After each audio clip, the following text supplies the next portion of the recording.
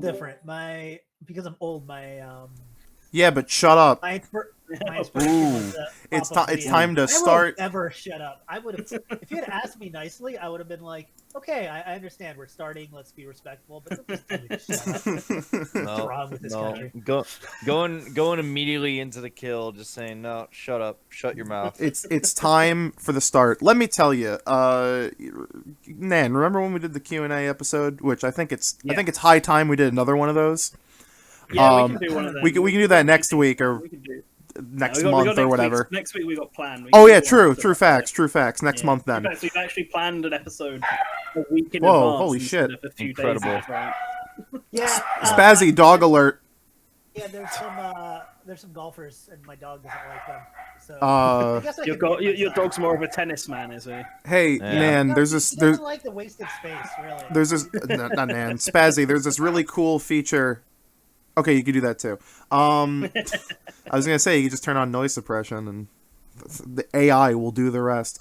Don't you need the actual Discord app for that, don't you? Because I don't think you can do it through the browser. Oh, is he going through the browser? I don't know. Maybe That would explain so much. no offense, Bessie. No, but No offense, I am going through the browser on this computer. I never bothered to download it when I set up my new computer. oh my god. Anyway, so during the Q&A, I think someone asked me about headphones, and at the time, my cool $200 pair were broken.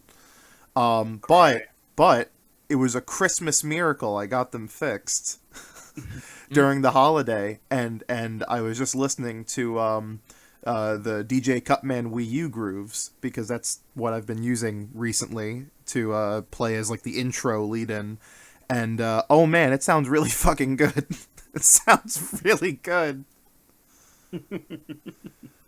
Nice. I actually boy. fixed my expensive headphones as well. The live I stream. broke in the wire that goes between the headphones and connects it to the computer, and it was just broke. It's been broken for half a year, and I finally decided to buy another wire.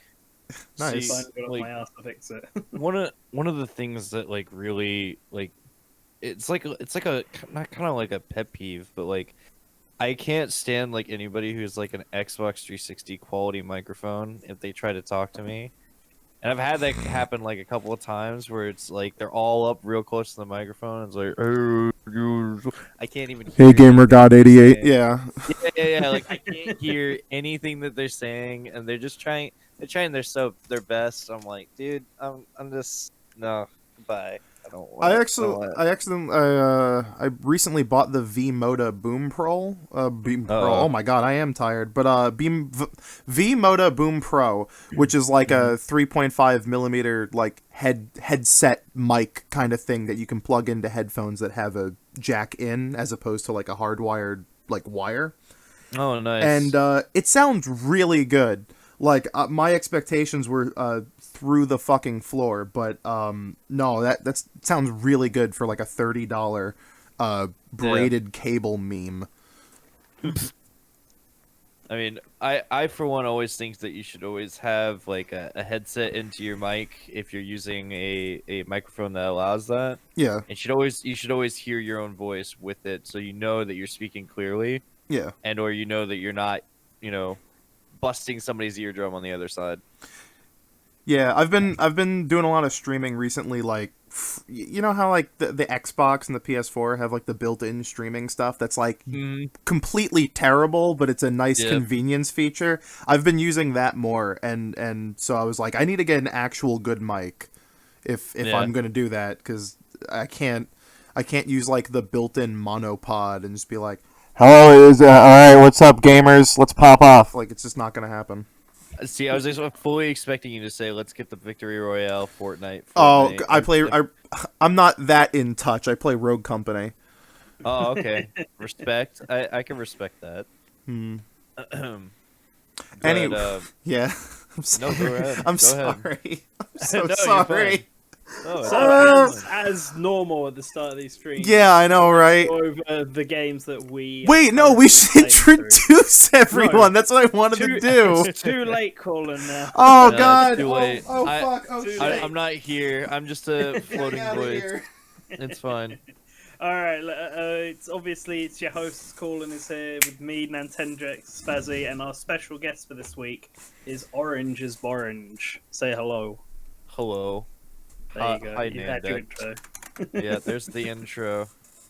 I am That's the it. orange.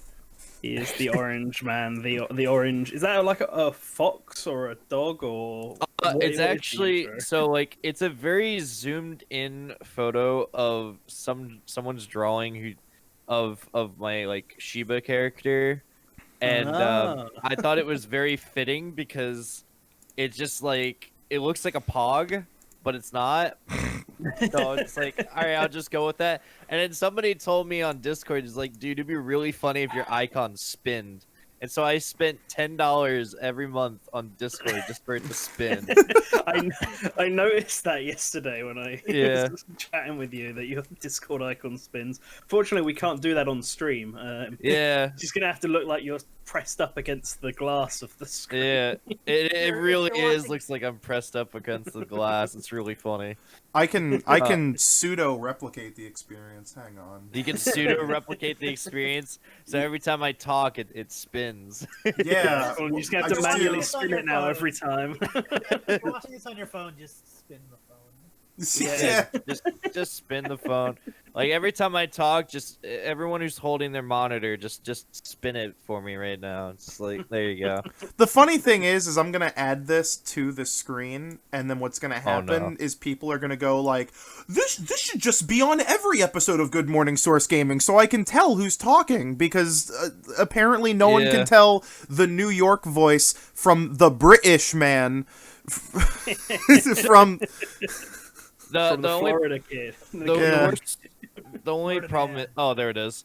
Yeah. So you have to have like Discord, like you have to have it open, like I guess like it be the active window, and then it's been Yeah, exactly. Which is the reason why I'm never gonna do this on a daily basis, because on a weekly basis, Tell because when I, Spazzy, am talking because of the dog barking in the background. yeah. Indicator. It's actually really ironic that a dog is barking in the background, considering the character that I have is a dog. It's very Because the stream is like slightly behind, I can hear the dog barking and watching your thing just spin at the same time. So it matches up perfectly. perfectly. So I guess we should get on topic. What games Yes. we've What played? games we on playing now? And why don't you 2020? start as the guest? This is just what games we're playing right now. I guess it's like Okay. a soft introduction. So Yeah. I recently just finished a full. I don't know if I could say this on because is this a Nintendo sponsored Say whatever the website? hell- No. I mean, whatever the it's hell not you sponsored Okay. by Nintendo. No. Okay, so don't Nintendo ninjas, whatever, don't come at me. I did a full modded version of Breath of the Wild, a full playthrough modded version of Breath of the Wild. So like I had the Guardian lasers, they said bruh instead of the sound effect. The Master Sword, the sword slashes, I could throw a Guardian beam. I had the Linkle Jeez. mod. I had Shrek replaced with the Hinox, all that other stuff, and it was a blast. I loved it. But the games I'm currently playing right now is actually the original. Well, it's a remaster of the original Final Fantasy because I'm doing a Final Fantasy marathon on Twitch. And the other game I'm playing in between is the Ring Fit Adventure. Ooh. That stuff will get you going. Yeah, it like, really do. 100%. So Like, for if- Final Fantasy, are you playing which remaster? There's like 12 versions of that game. I'm playing the PSP one, the 20th anniversary. Ooh, one. nice. Good Yeah. It's a good taste. version. Yeah, because it's like a little bit of an in between. It's got like the GB graphics, but it's like a little bit of the iOS graphics. I'm like, but the music's remastered, so I'm okay with that. But I don't find myself as hurt by the graphics on the mobile ports of old Square Enix games as most people are. I'm not Right. like, oh my god, I can't play Dragon Quest 2. It looks like it's hand drawn now. I'm like, who cares? yeah, Here's just the a thing. game. I like great sprite artwork, but especially when it comes back to like 8-bit games, not that great anyways. It's like it's Yeah. fine, man. Just enjoy Yeah. the game. Yeah. The PSP versions of like most games Are very good. were usually like the definitive versions. They're Yeah, people Final just went Fantasy ham on that 4. console. Spazzy, please I can't control the dog. I'm in another room. I'm with the cat. put it. The cat's Put speaking. the dog. Uninstall the dog's drivers. Like turn it off, Listen, man, he's a puppy. or just like he's move it angry. to a different Come on. please, bud. Dude, Yeah. I'm in a 2-story house. He is downstairs. Close the That's door. a loud dog. Yeah, he's very far away. He's very loud for a small dog. Oh man. Guess just muted while you're not talking, I guess. Christ.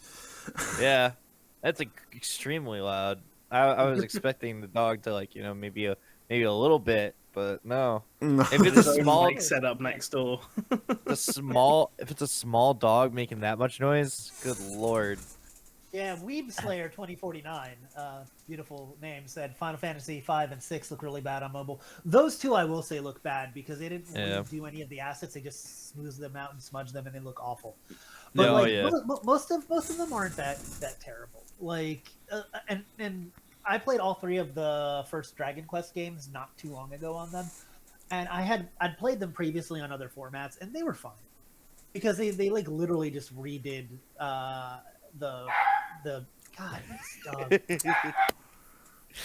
So Anyways, so speaking of the mobile editions or like the remasters, the funny thing is that Final Fantasy 3 didn't get that treatment. It got the 3D remake, and then Final Fantasy 4, it got a 3D and a 2D, and the 2D remake has the 2 extra stories, the prologue, the prelude and the after years or whatever combined, and they never sold that.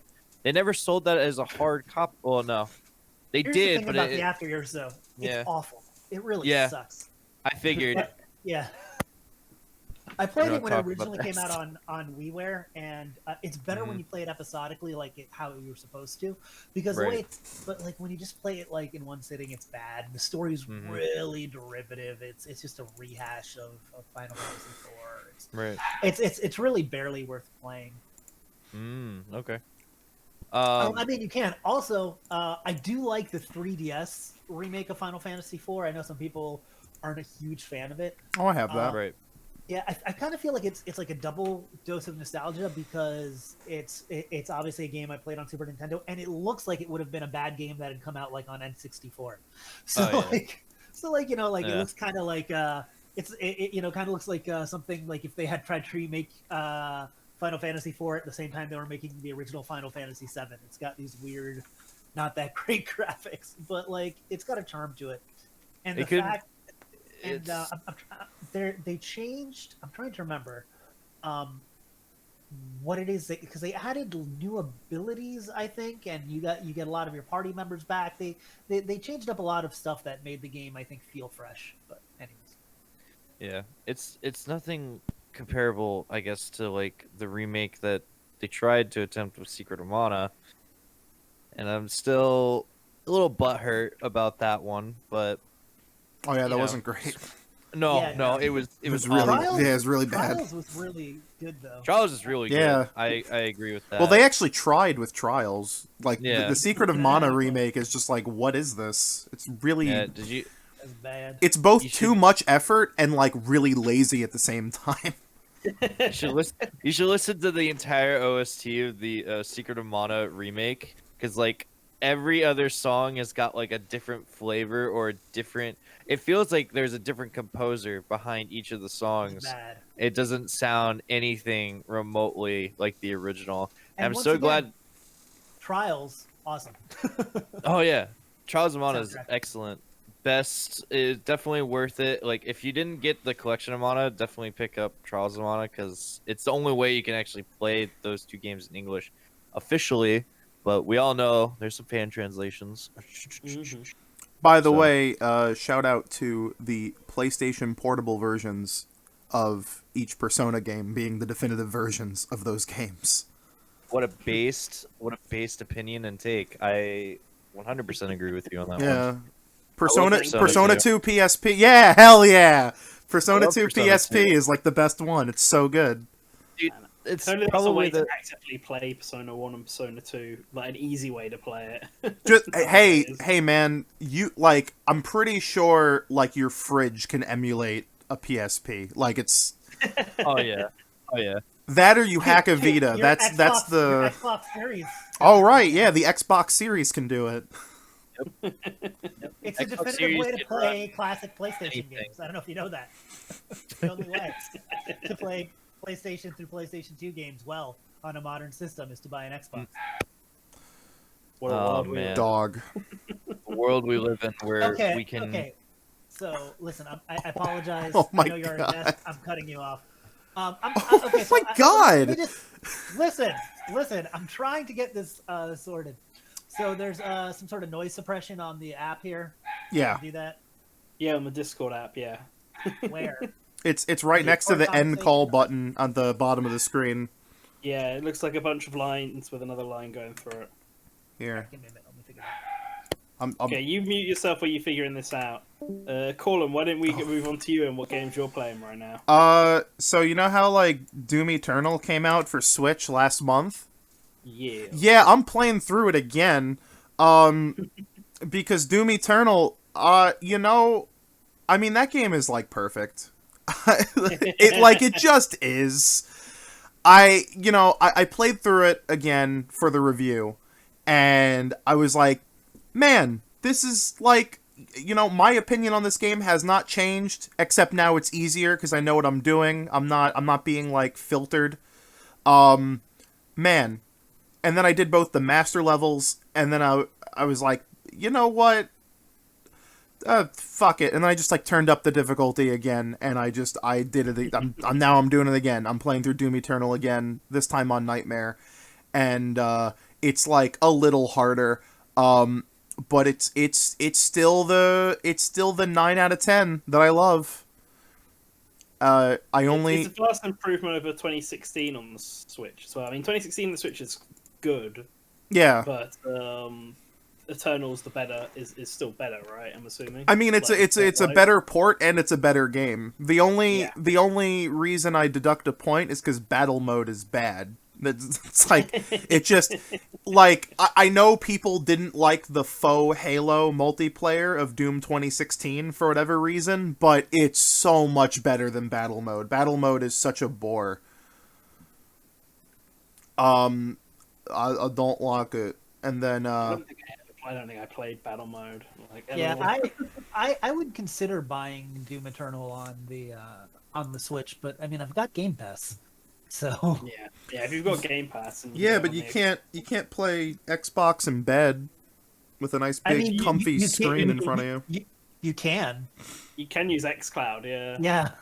Oh, gross! Ew, streaming. That's my gimmick. I don't like game streaming. Yeah. I think like the thing that I like the most about Doom Eternal is that they took the art style from the Doom 2016. They kind of cartoonized it a little bit more. They brought back every enemy to be closer to their classic counterparts. Classic, With a And few that's what I liked exceptions. about it. Yeah. Yeah. Like all the I like that as well. Yeah, like It's all the zombie men are based on, I think, actually, like the Doom 64 iterations of the zombie men, and then like you have the Tyrant, which is like Jesus Christ. It's like the first time we've actually seen the classic cyber demon in 20 years. Like, and yeah, like, and even the enemies that were already in the game, like the Cacodemon and the Pinkies and the Imps, like they're all closer to their original. 1993, 1994 iterations, with the exception of stuff like the Baron of Hell and the Hell Knight, which I don't know what they did to the Baron. I don't know what the hell that was about, but the Hell Knight is still like the Doom 3 iteration, which I think is cute. I think it's nice that they're keeping a little bit of Doom 3 in the formula. It's funny you mentioned. It's funny you mentioned Doom because this year actually, 2020. Was the first time I actually played the original Doom. Oh, hell I've never touched any of the games before, and I was like, man, these strafing controls, everything I shoot just instantly dies. What is this game? It's bloody, and I'm like, oh man, this isn't Nintendo anymore. It is. It is. I like. You know, there are some games that age. There are some games that you know, don't really age, but like the controls are weird by modern standards, so they'll go like, "Oh, Mario, because 64's camera's bad." But it's like Doom is perfect. I don't know how they did it, but they did it. Like, it is a perfect video game. It holds up perfectly. Doom 2 is the first game that I recall personally modding the shit out of back in the day. Like, Yeah. putting all sorts of weird Doom mods and just like, I don't know, what if we're playing as Sailor Moon and all of those bad guys? Yeah, and there's that Transformers? crusty What happened? Batman mod. Yeah. Yeah, there's so many weird mods there. Yeah, it was. And that's why I like the new console versions of Doom 1 and 2, is because they've started like asking the community to submit like mods that you can download for you know, just so you have basically like free infinite content. And Software's very good with the modding stuff. Yeah. Even on consoles, I've noticed, which is great. I so feel more companies should be embracing that. that's really like great. And yeah, Doom Eternal is still it's so good. It's so good. I said in my review, I think if I had to complain about one thing, is that I feel like the Prowler and the Dread Knight enemies are like completely useless, because they're just kind of tankier versions of the Imp and Hell Knight. And the problem is with that is that in the later game, they drop enemies like the Baron of Hell and the Marauder and the Archvile and the Tyrant, which are all like big bad tough boys, and that's, you know, you're like, oh hell yeah. But they introduce them so late into the game that, I mean, they basically introduce the Archvile after you get the Crucible, so it's not a problem. It like, same thing with the Tyrant. They put you, the introduction with the Tyrant, they put you in a room with a quad damage. Like, it's not even a challenge. And I kind of wish they took out enemies like the Prowler and the Dread Knight in favor of introducing the tougher enemies earlier. Like, I think it's so funny. I think the reason why so many people had a problem with the Marauder is because you only encounter him, I counted it, like 5 times. Like, in total throughout the second half of the game. And yeah, they should have just introduced him sooner and had more encounters. They probably could have done the 2 Marauder thing that they did in the DLC, like in the final level. And if they had just introduced him sooner, less people would have been like, "Oh, this is broken. This is bad. I don't like this." Now, is that based off of like the intended mode that the developers want you to choose, or is like that hard, or like the hardest difficulty? They have the enemies? Someone in chat mentioned, yeah, with the Super Gore Nest, you see him like 6 or 7 times, especially with like the Slayer Nest, like the Slayer Challenge Gates or stuff. But I no, because like I think they still have. I haven't played on like Hurt Me Plenty or lower, because I'm a gamer.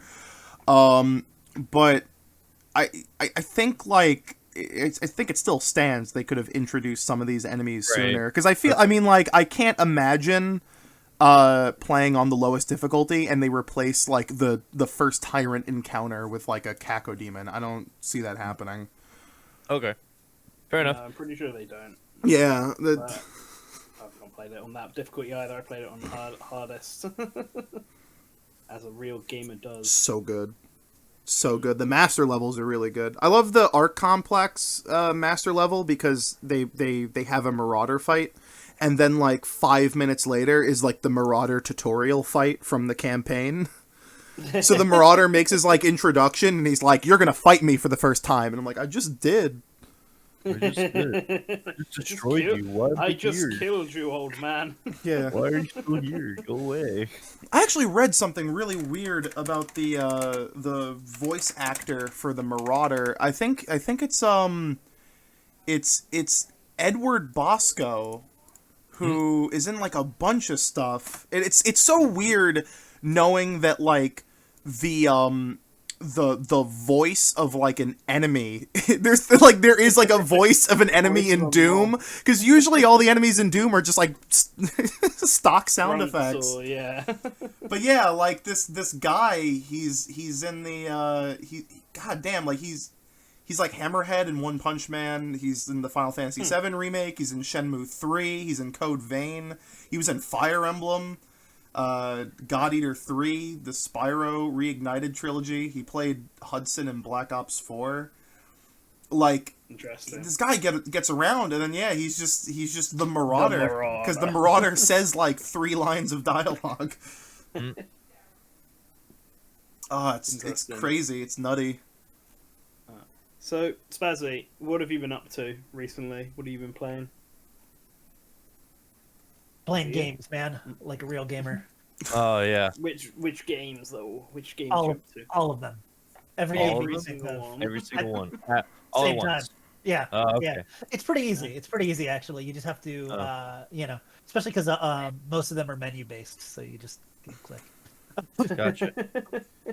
Gotcha. No, I've been playing a few games. I've been playing Fitness Boxing 2, which I'm hoping to get a review out next weekend. Here's the problem, guys, when you're trying to review a fitness game, is that I don't think you can get an actual feel from it unless you have a solid week of playing it every day, because that's how you're supposed to play it. You can't just be like, I'm going to marathon this fitness game through a weekend and do everything, because you can't. Yeah. No, you can't. You gotta Yeah. see some results. That's the problem I had with Ring Fit. So I Yeah. felt like I should, if I'm going to review this, I should review it and see if it can actually get results to see if it actually works. Yeah, And and I ended then up spending like 6 months playing it before I Yeah, actually did the thing. and we got the review code, and so thanks Nintendo. But then I got sick, and I'm like, I can't really push a game where I'm doing something physical when I'm sick, and then I was on vacation, so now I'm actually going through and doing that. Now you're actually there. Yeah. By the way, I have the sound suppression on. Do you still hear the dog as bad as before? Just No, a not as bad. little. No, we can hear him when you're talking, but that's to be expected because Yeah. of the, Okay. Yeah. Yeah. it's going to be picking up audio then. He But Yeah. when you're silent, then you can't hear it, which is good. hates those golfers so much. It's a shame that I live on a golf course. That's You live in the um, bunker. yeah, right. Also, I've been playing Jedi Outcast Fallen, Jedi Fallen Order. That's Oh, it. yeah. Right, I've been meaning to Order. play that for a while. Yeah. I've done like 3 or 4 planets. I don't know how much of that game there actually is. I feel like I'm probably about halfway through. I like it. I like it a lot actually. I think the story is cool. I mean, I'm big into Star Wars, so you see a lot of stuff that are references to like Rebels and the comics and this and that. And it's well done and is presented in a cool way. It's definitely a 3D Metroidvania, and I feel like every Metroidvania that's done in 3D, even the Prime games to a degree, although not as bad, there's this problem where a lot of them, like this game, doesn't have any fast travel.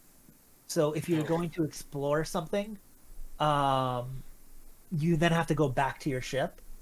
And Yeah. exploring things in a 3D space and going back is super annoying compared to 2D.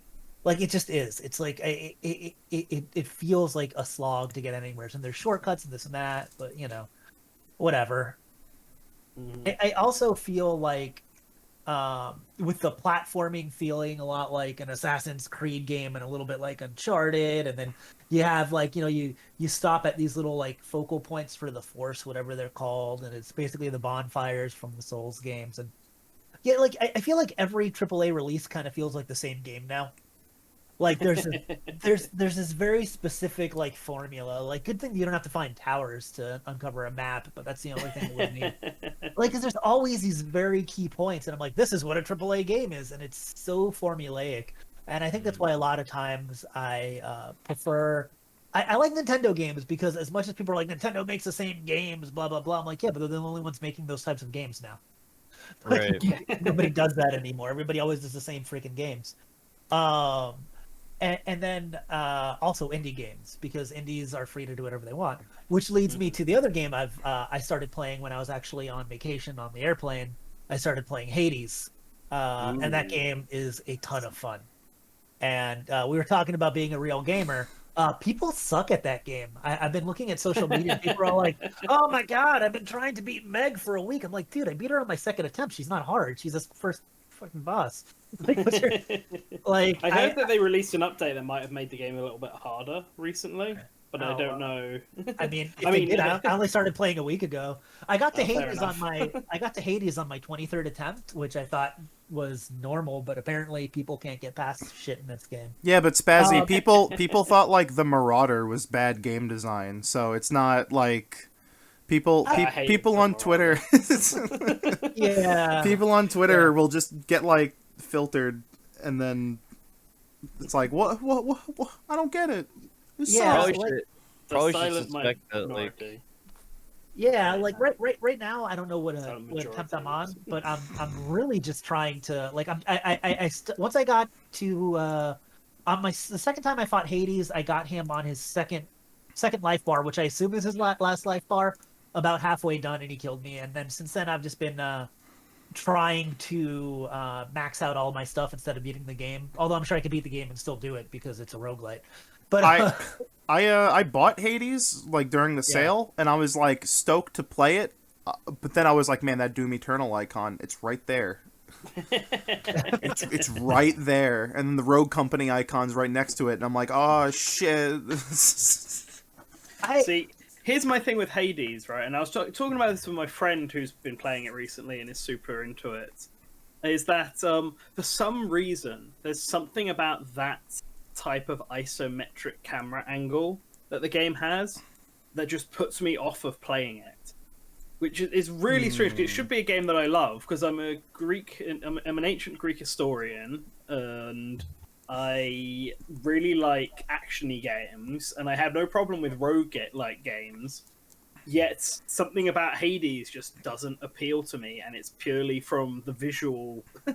Like the way the camera is positioned and the way the character sits on the screen. And this isn't the only game that I'm like this with. I don't like the look of the original Fallout, which has a very similar sort of isometric view.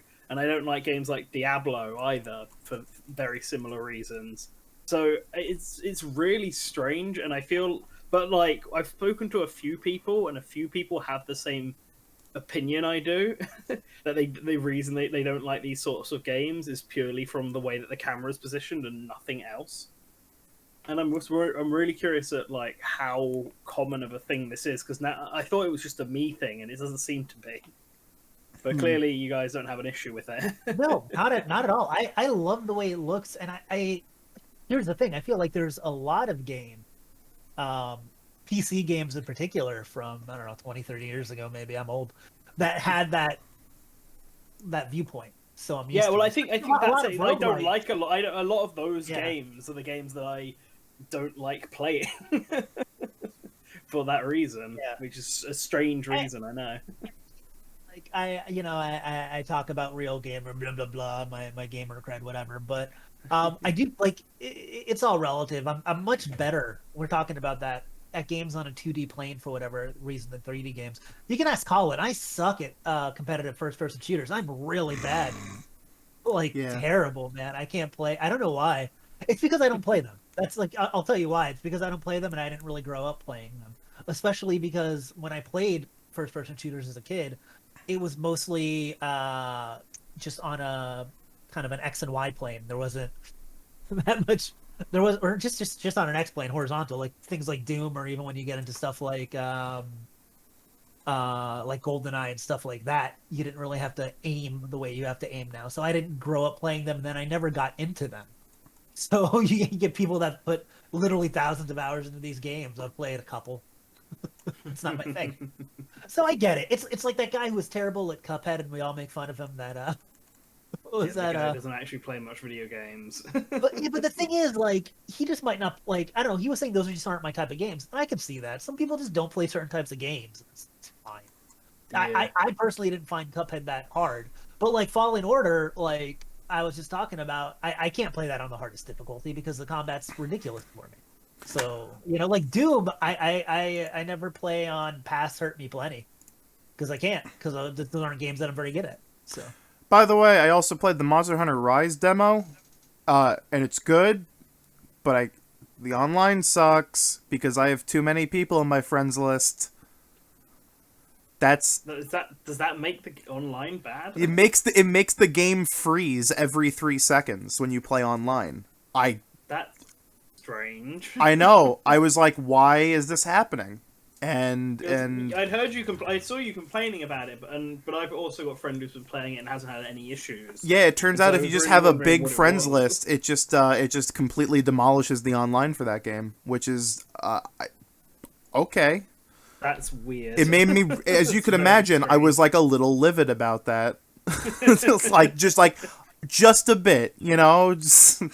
What do you mean I'm too popular to play this game? It was giving me a What's going migraine. on? Yeah, it was definitely not intentional. I really hope they fix it for the final game because since I had to play the game in solo, it was what is this? Yeah. What is this hashtag for Smash stuff? Put user in timeout. There we go. I can't stand Monster Hunter. But on Rise is single pretty player. good though. I really it plays it doesn't, I mean, listen.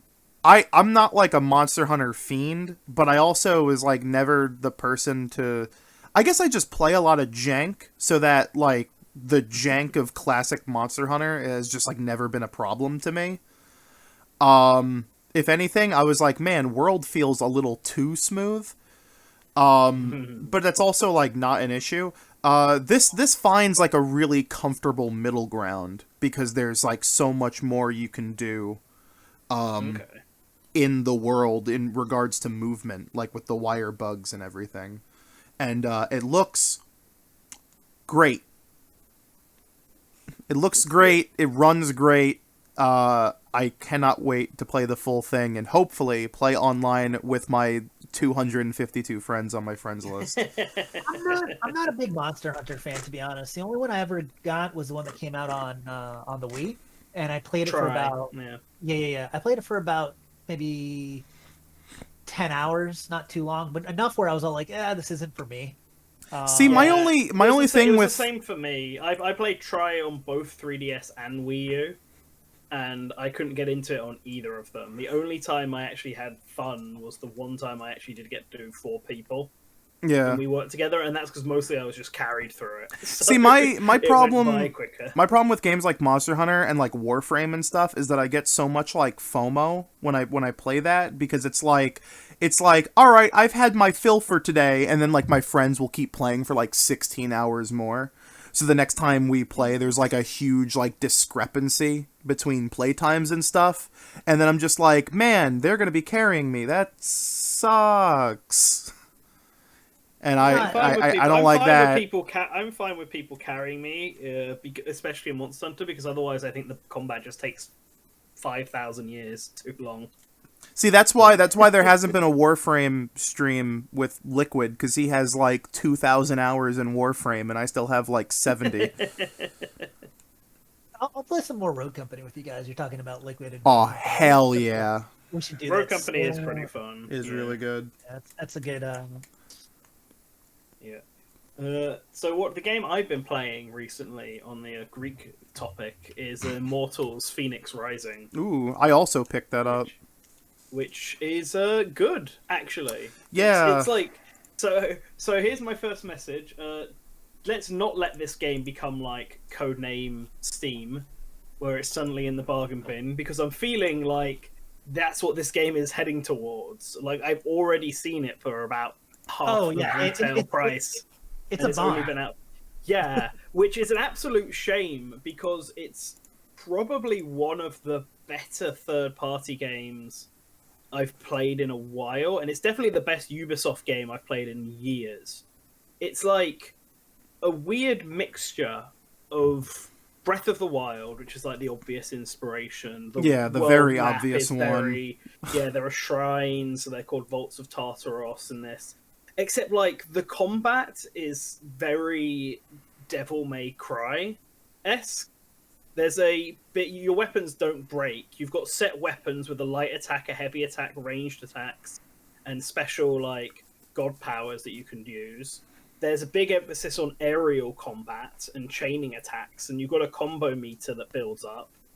It's like extremely Devil May Cry meets Breath of the Wild, and then they've taken like inspiration from Horizon Zero Dawn for the story, where there's like actually a narrative to follow, but it's free enough that you can sort of do it in any order. You know what's... So you've still got that openness. You know what's really weird, Nan? And I feel like this is a detriment to the game. You know how there was like a demo for it on Stadia? Yes. So the Stadia demo is like a completely different video game. Really? They basically made a custom map and storyline for the demo.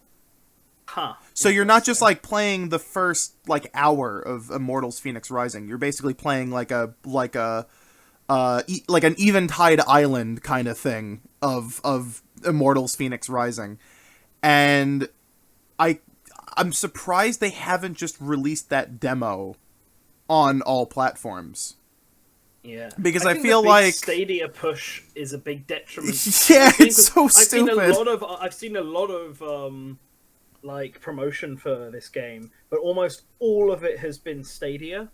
Yeah, and then they released that really bad looking Adventure Time DLC. Oh yeah, as well, which didn't help at all. And it's just it's an absolute shame because the game is fantastic.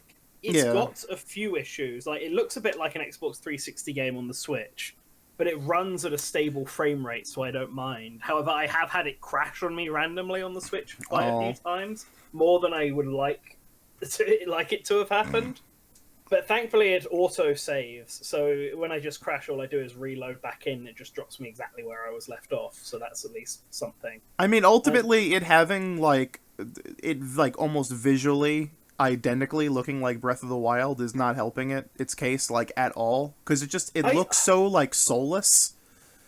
So it's really charming, but you can definitely tell that there was some weird ass behind the scenes stuff from when it was first Gods of Monsters to now, because you can customize your character and you can have female or male options, but the customization is really limited. You can basically there's one body type, there's one voice for male or female, and I'll give it credit. You can change your character's look however you feel like, whenever you want. Yeah. And you can also mix and match. So if you choose the female body type, you can still have the male voice actor and stuff like that. And there's enough variation in skin and hair colors, but anything else is kind of limited. And the character Fenyx themselves look slightly different to everyone else. Like, everyone else has a very distinct style about them. All the god characters like Hermes and Aphrodite and all that have a very distinct style, and then Fenyx kind of looks like a mix between that and your usual Ubisoft generic protagonist look. Yeah. Where they clearly sort of stand out, and it's really jarring in cutscenes. That is one thing I will put against this game, and it's one thing I've seen people complain about the most. The cutscenes are very janky and look a bit off, and constantly throughout the game, Prometheus and Zeus will just commentate, because the whole premise of this game is Prometheus is meant to be telling this story to Zeus. And I like it in certain sections because they'll just explain what Greek myths are. Like, you'll get to a section and Prometheus will be like, yes, this was the lair of Medusa when the woman who boasted about being prettier than Athena and got turned into a snake woman, blah, blah, blah, blah. And then Zeus will usually chime in with some jokey, stupid shit. It's like comic relief. I feel like I don't mind that because I really am into the Greek myth stuff. But if you're not, the two of them chiming in all the time, you don't get that same kind of zen atmosphere that you get from Breath of the Wild. Yeah, just fine. It's not meant to be that. I mean, it is obviously, but you know what it is. You know what it is. It has that. It has that Ubisoft air quote, air quote, air quote, air quote, air quote humor. Yes, you know what I mean? Like, sometimes it lands, sometimes it doesn't. there are times when I'm like, yes, I appreciate the commentary because they're sticking really close to the source material, which is something that a lot of media doesn't do. Any game that actually calls Heracles Heracles and not fucking Hercules gets like 2 boosts up in Weird my to me book. that's it's not actually weird. I guess it's because in the 70s there were a lot of like movies and things that used the name Hercules. Yeah. But it's so weird that like that's the only Roman name. It's really the only one. I know, and that's why it annoys me. But that's a me thing. But I also appreciate that they attempted to use European actors for better or for worse. Yeah. Like everyone's speaking English, but I haven't looked up to make sure that they are actually from Greece. But if they were, I wouldn't be surprised. They all have this sort of accent to them. For better or worse, the female voice actor sounds fine. The male voice actor, I don't think he's very good. I kind of hate how it's actually the weirdest thing too. Actually, when you really think about it, that in Western games, everything is predominantly, I feel like, kind of avatar characters now.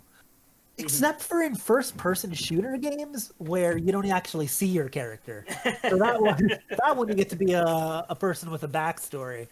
But I don't know. I've always felt kind of mixed on that. I think it's cool to be able to have a character that represents yourself and this or that sort of stuff.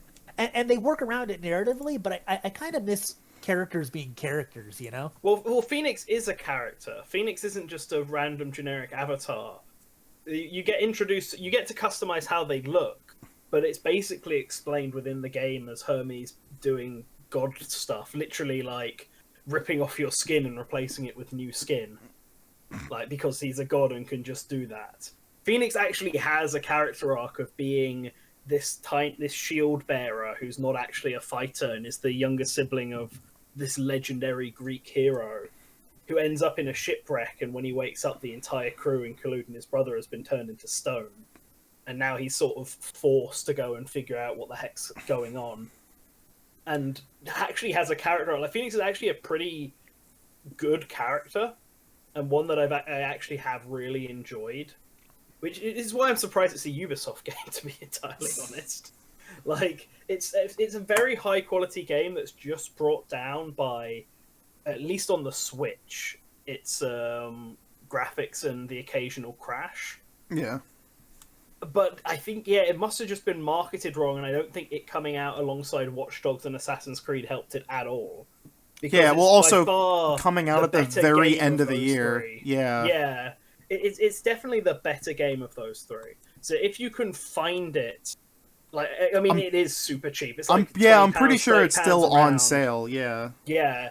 It's absolutely worth picking up on whatever platform. I want to see it on like high spec PCs just to see what it looks like visually there. It doesn't really look that much better. Like I played the Stadia Pro demo, and it's like it's just like it's sharper. That's really it. Okay. Then in that case, it's perfectly fine on the Switch. The frame rate is all good and stuff like that. There was like that one post that was like, "Are you fucking kidding me?" And it was showing like the PS5, the PS5 versus like the Switch comparison, and the only difference really was that like in the far distance there was like fog, and not even like N64 fog. It was like transparent fog. So on like the Switch version. Yeah, on the Switch version. So it was like, okay, like what not an issue. It's absolutely not an issue. It's not something I even realized. We need to. This game obviously does have some of its Ubisoft things. One of the things that did sort of bother me right at the start was that the game, and I know why they did it, but the game will, like, if you go to an area that you're not strong enough to be in yet, the game will tell you, we don't think you're good enough for this it level area. gates Maybe you? you want to go back. Oh, I mean, you that's can still pretty go rough. there and do it. Oh, okay. You can still, and I did it because I was like, fuck you, game, I'm going to prove that I can do this. But the fact that it told me that, I'd have rather found out for myself. But on the flip side, if you enter a shrine and you don't actually have the correct power to do the shrine, the game will be like, yeah, you don't have the correct ability for this place yet. Come back later when you do it. I think I kind of like... probably better. I like Breath of the Wild just going like, yeah, partner, you can do it. And then you just get demolished in like a second. And they were like, well, you know... Yeah, the one Maybe thing I later. didn't test because I wanted to play the game properly is whether or not you can just run straight to Typhon, who's like in the center of the map, the last boss, right as soon as you leave the first island, which is just basically acts like the Great Plateau. Yeah. Like if you can just rush straight to the boss and fight him, even if the game comes up saying you're not strong enough for this, you shouldn't do this, you shouldn't do this. I think that's like great. the thing that's missing though from Immortals Fenyx Rising, because obviously like it's like if you wished Breath of the Wild had like more story and like more of like a you know a tacked out like combat system, like you'll like Immortals Fenyx Rising, but it doesn't have like any of like the nuances of Breath of the Wild's design. It doesn't have that feeling of being in like a real big like open wilderness. It doesn't have like the quiet moments. Yeah, it doesn't have Wild like have the it. somber attitude, which I mean, granted, like, you know, they probably weren't actually trying to make a one-to-one Breath of the Wild clone. It just happens to look exactly like a Breath of the Wild clone. Yeah, it's like Genshin Impact. It's not exactly the same game. Yeah. Yeah, I will say Immortals has a more distinct style than Genshin Impact is. Genshin Impact's much more of a Breath of the Wild clone. If anything, it's a pretty good example as to like why people really like Breath of the Wild as opposed to like every other Ubisoft game that's done a similar formula. but I will say that like I still need to actually like sit down and play the game. I've basically like only played the demo and then I picked up the game like a couple days ago. But I am curious. I am curious to sit down and play through it and see what all the fuss is about, because the demo I played actually was like, all right, you know what, this could be something. Yeah, I think that it is absolutely a great game, and I highly recommend it to people. I mean, I can see Rivers saying I disagree about Genshin looking more like Breath of the Wild than Immortals. Genshin has a lot of different varied locations. I mean, so does Immortals. No, I would agree that Immortals looks way closer to Breath of the Wild than Genshin does. Immortals literally has you have like a grab ability that's like the same shade of yellow. Oh, I mean, yeah. and it's like, dude, you could have chose. There's so many colors. You could have. I mean, yeah, no. I'm not denying that there aren't similarities between them, but the similarities are very minor in comparison. Rivers is defending Genshin pretty hardcore now. Yeah, people like Genshin. I think Genshin is the prettier game of the two. That's like I said. My one complaint about Immortals is that it's not a very visually. It's got a nice art style. Man, imagine if Ryo was in chat. 360 game. Imagine if Ryo was in chat. We'd never hear the end of it.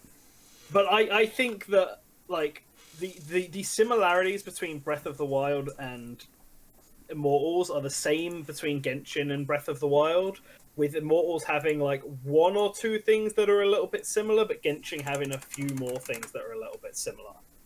Like, I totally get it when you're looking in, though, to be fair. It's only because I played it and I was like, actually, this is not that much like Breath of the Wild at all, in fact. Although that grab is very much like Magnesis, with less practicality than Magnesis.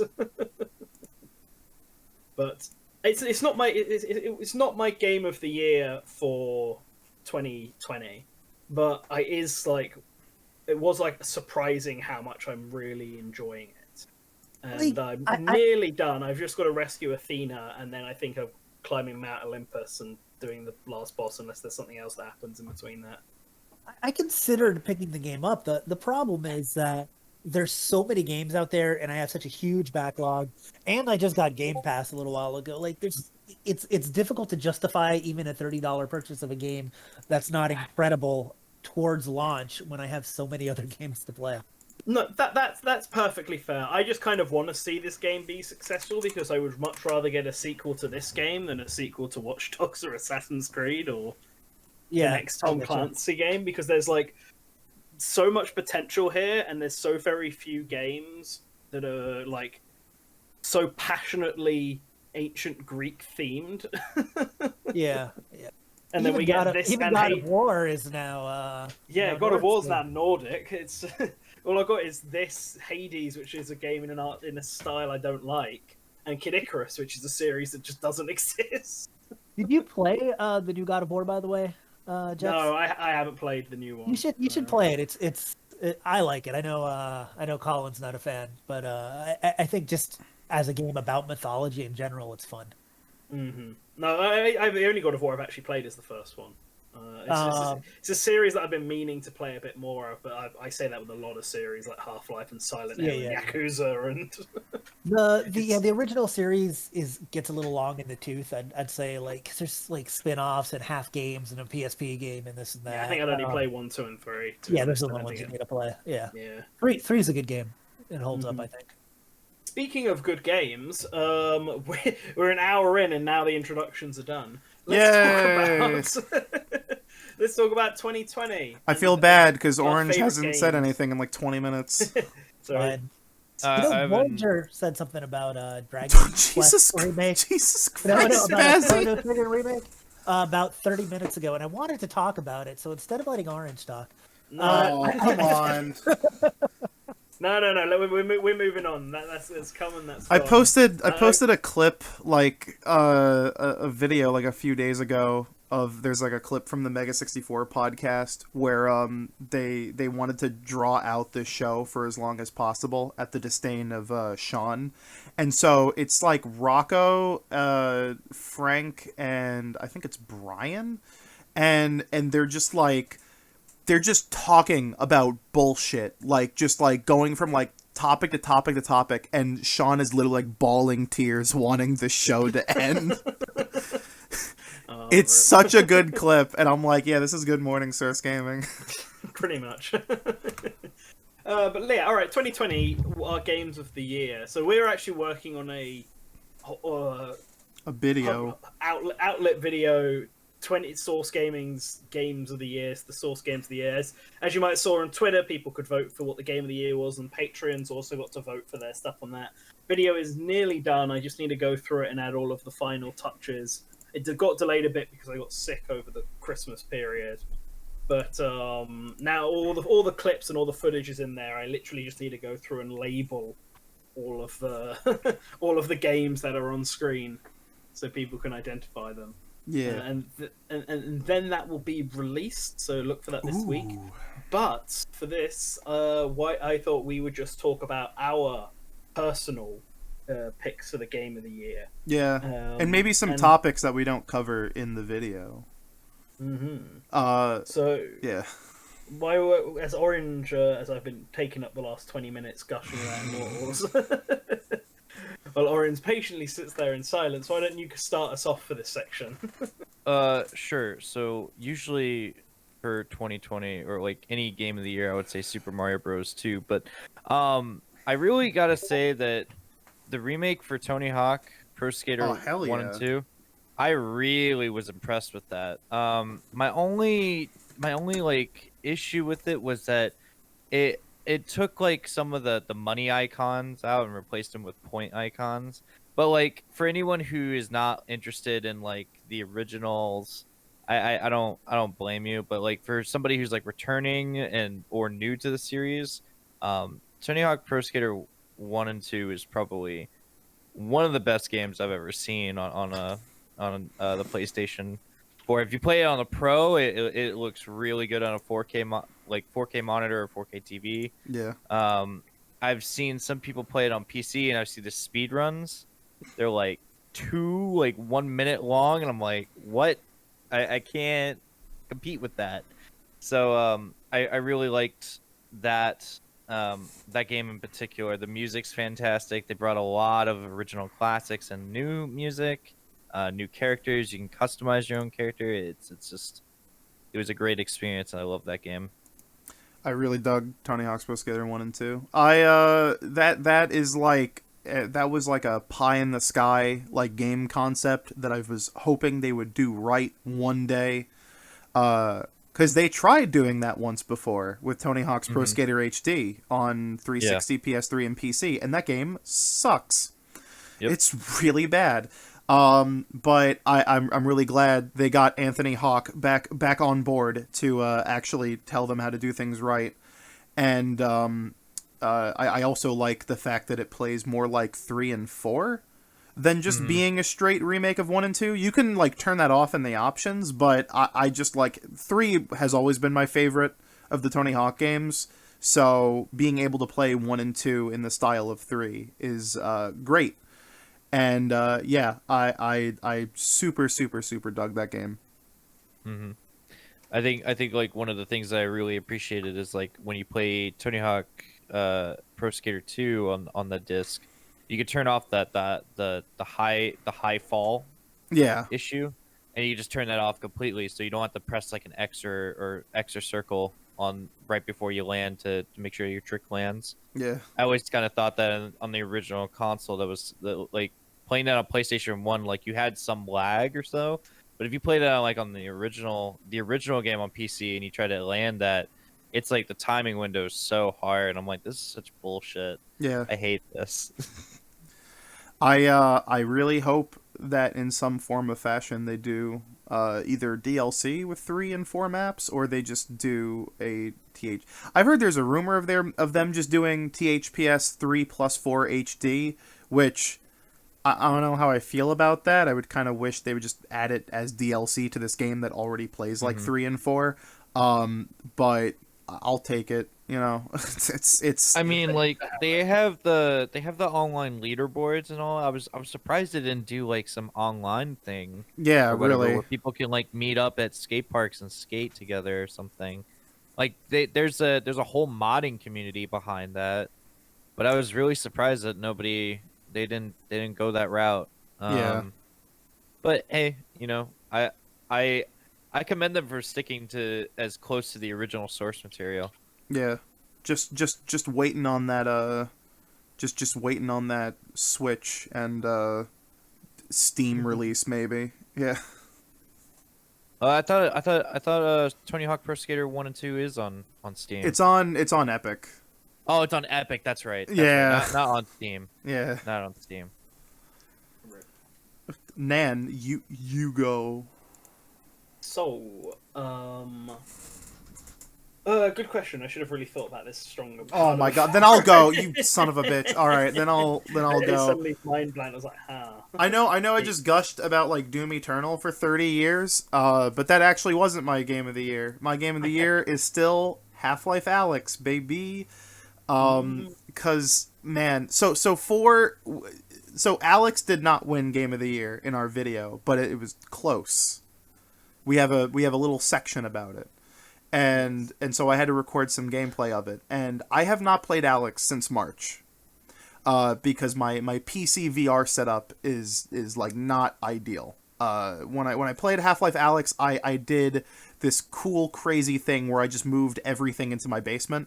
Like I had this crazy setup where I could lug my desktop down into my basement so I'd have this big open space to play. Which is not ideal for prolonged periods of time, because then you're like, man, I really don't want to lug this thing downstairs. But for the sake of recording footage, I decided just to do it in my tiny room. And like, you know, sometimes you play a game and you're like, that was absolutely fantastic. And then you play it again months later and you're like, yeah, this is why I love this so much. Like everything just comes rushing back to you. Alyx is just such a masterclass. It's the return of Valve polish, which has been missing since Portal 2. Not that they haven't been making games, but they just haven't made a single player experience since Portal 2, and it's been greatly missed, and it's here in strides in a way that, you know, just a traditional like game with a controller can't be done. And I mean it's maybe not as mechanically deep or just like open, or like, you know, compared to something like Walking Dead Saints and Sinners, which is like this semi-open like survival horror like Zombie 2, which is a great game, but like Alyx tries to do so much less, but it also pulls off so much more because of just the overall fidelity and just the design of everything and the structure, and the combat's great. And oh man, there's just so much to gush about that game, and I'm pretty like in my head all this sounds great. It probably sounds like a fucking mess when I speak it, but like Like Valve is back, baby. And they made a game that is like, I don't even have a single problem with it. It was just an incredible ride from beginning to end. And you know, it was also nice to finally get an update on those silly Half-Life fellas after the biggest fuck you of a cliffhanger in video gaming. But goddamn, like playing through, because I played through like an entire chapter for that footage, and like, just, you know, there's a section very early on where you have to get into like a railway like conductor cabin. Mm-hmm. And what you got to do, you can see it in the footage, what you got to do is like you find your way into like the porch of the cabin, and then there's like a corpse like hanging out of the window. And so what you have to do is you have to grab this dead body and like pull it out of the window onto the ground. And then you have to find like a nearby box to like prop up against the window so Alex can like climb up onto the box and then climb into the window and get in. And like, it's a super simplistic puzzle, and which makes sense because it's early on in the game. But it's like, there's like a level of interactivity there that like you can't just do in a standard video game.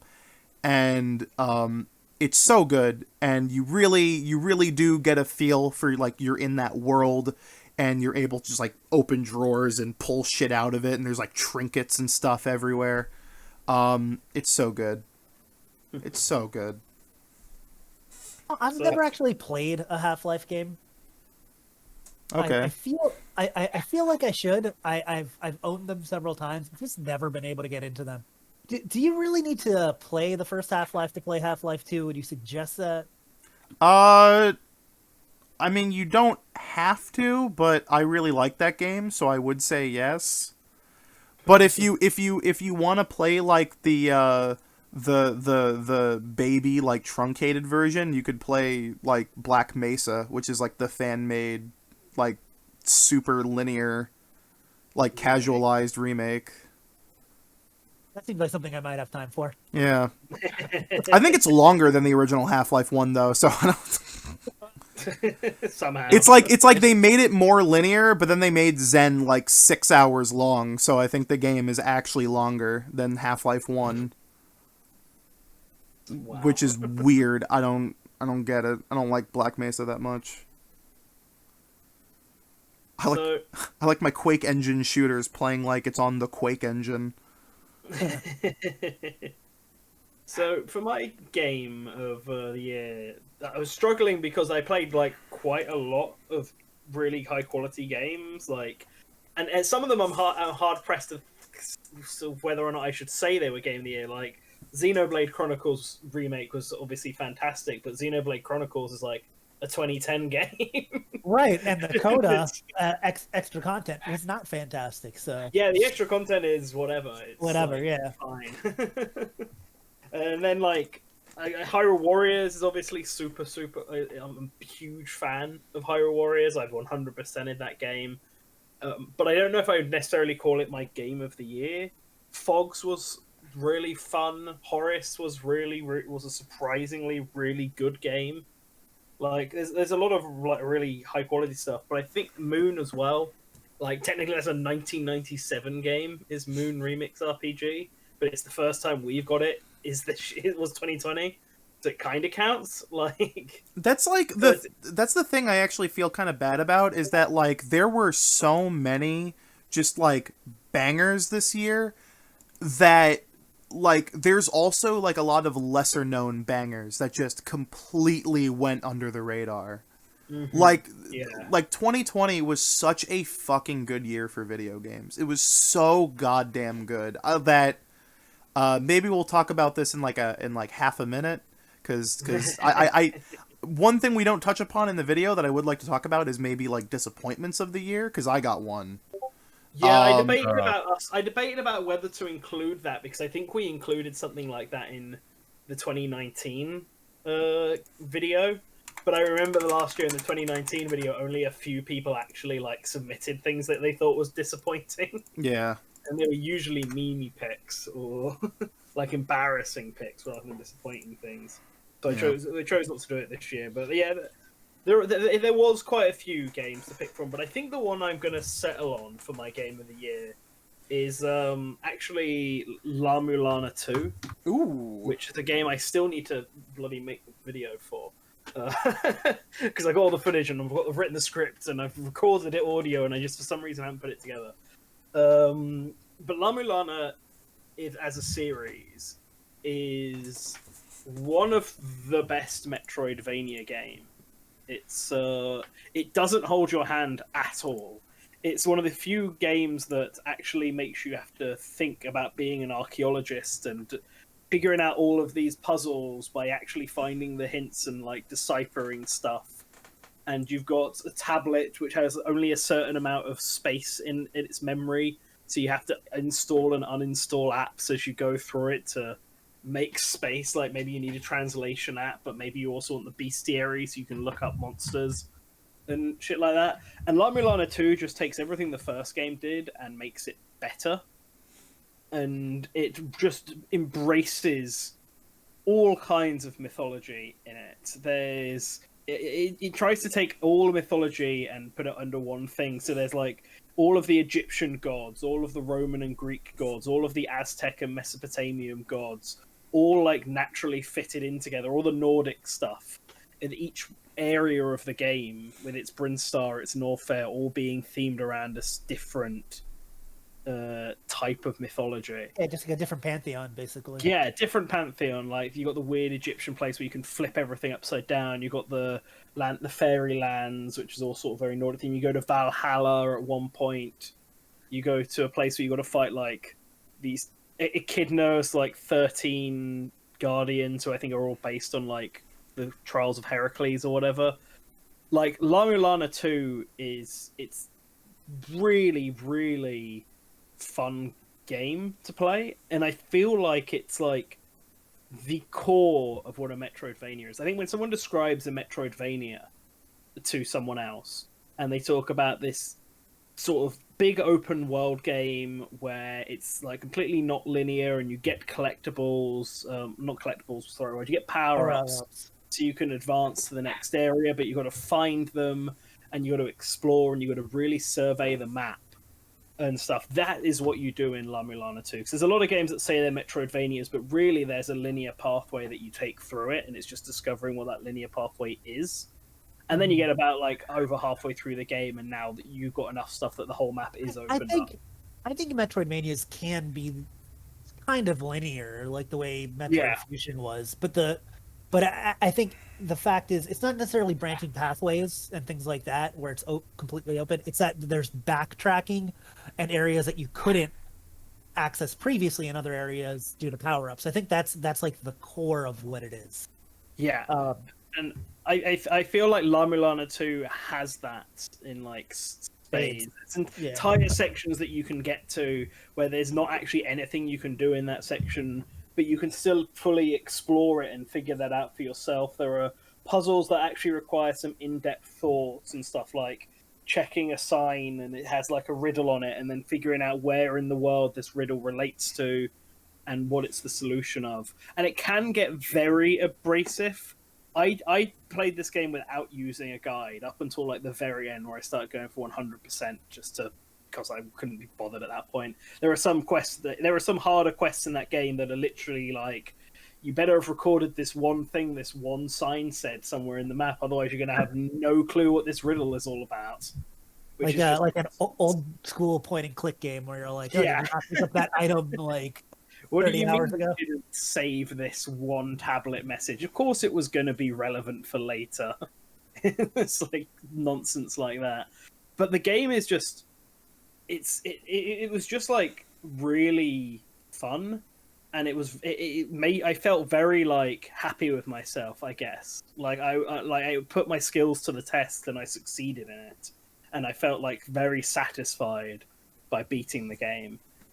Even through its bullshitty segments where I just got stuck for like 2 or 3 hours wandering around the map only to find out I needed to hit like a pot through a wall that I didn't realize I could hit.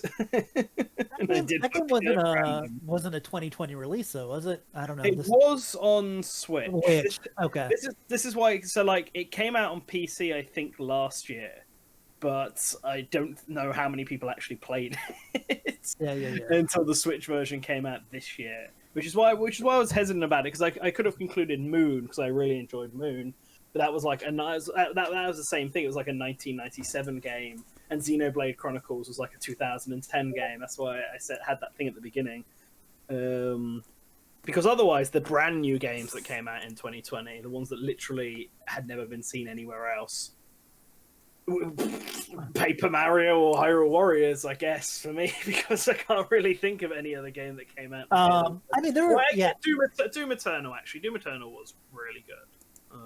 Yeah. I enjoyed that one, and so was Animal Crossing. I'm gonna talk about some games that came out this year when I talk. So you can go now. Yeah, it's now your turn. Ooh, nice. I actually played a lot of Metroidvanias this year, but most of them are older ones. I played Hollow Knight for like the third time because I like Hollow Knight. I played Ori and the Will of the Wisp, which is really good, but is not like my my game of the year. I played Bloodstained, which was also really great. Obviously, the game of the year for everybody shouldn't even be. There shouldn't be a debate. Is The Last of Us 2, because it engenders such complex and conflicting emotions. It really touches upon things like found family and such innovative and thought-provoking ideas like, is man the real monster? Maybe our enemies are humans too. Things that really have never been touched upon in any other fiction, especially not zombie fiction in other genres, for decades and decades. Also, it includes really gripping and innovative gameplay, such as scavenging and collecting and crafting items, which was really popular, 10 years ago. And they brought it back without really updating it at all. So great game. By the way, that was all for Waluigi Smasher, who said, "Hey, he's gonna make fun of Last of Us 2," and I said, "It's got to be me." We have to hit our quota per episode. You know that. Yeah. Oh man, what's funny? I love most of Sony's first party studios. It's just a Naughty Dog formula, man. I don't know. Like Santa. Yeah, I mean, I like Naughty Dog. I really liked Uncharted. It's Uncharted. Just The Last of Us.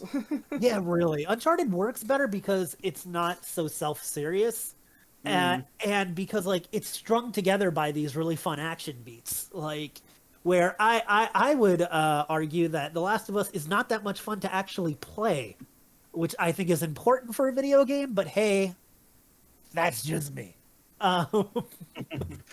So what is your actual game of the year then? I'll say this, and I think a lot of people will write this game off because it's such a casual game, and the last game had so much more content out of the box, and this and that, and that's obviously Animal Crossing. But the thing that New Horizon added that elevated the entire Animal Crossing formula was the online play. Like, it literally changed the entire concept of Animal Crossing to be the kind of this little self-contained kind of relaxed experience that you do when you have time, to something that you're really sharing everything on social media with all of your friends. Like, I had so much interactions with friends from high school that I barely talked to, like constantly. And it went beyond like your regular gamer friends too. And that's why that game, like, it was something special, is that, you'd go to people's islands and this and that, and you'd talk to them, and I'd have like WhatsApp groups with people, like I said, just for Animal Crossing. Hey, did you get this? Did you get that?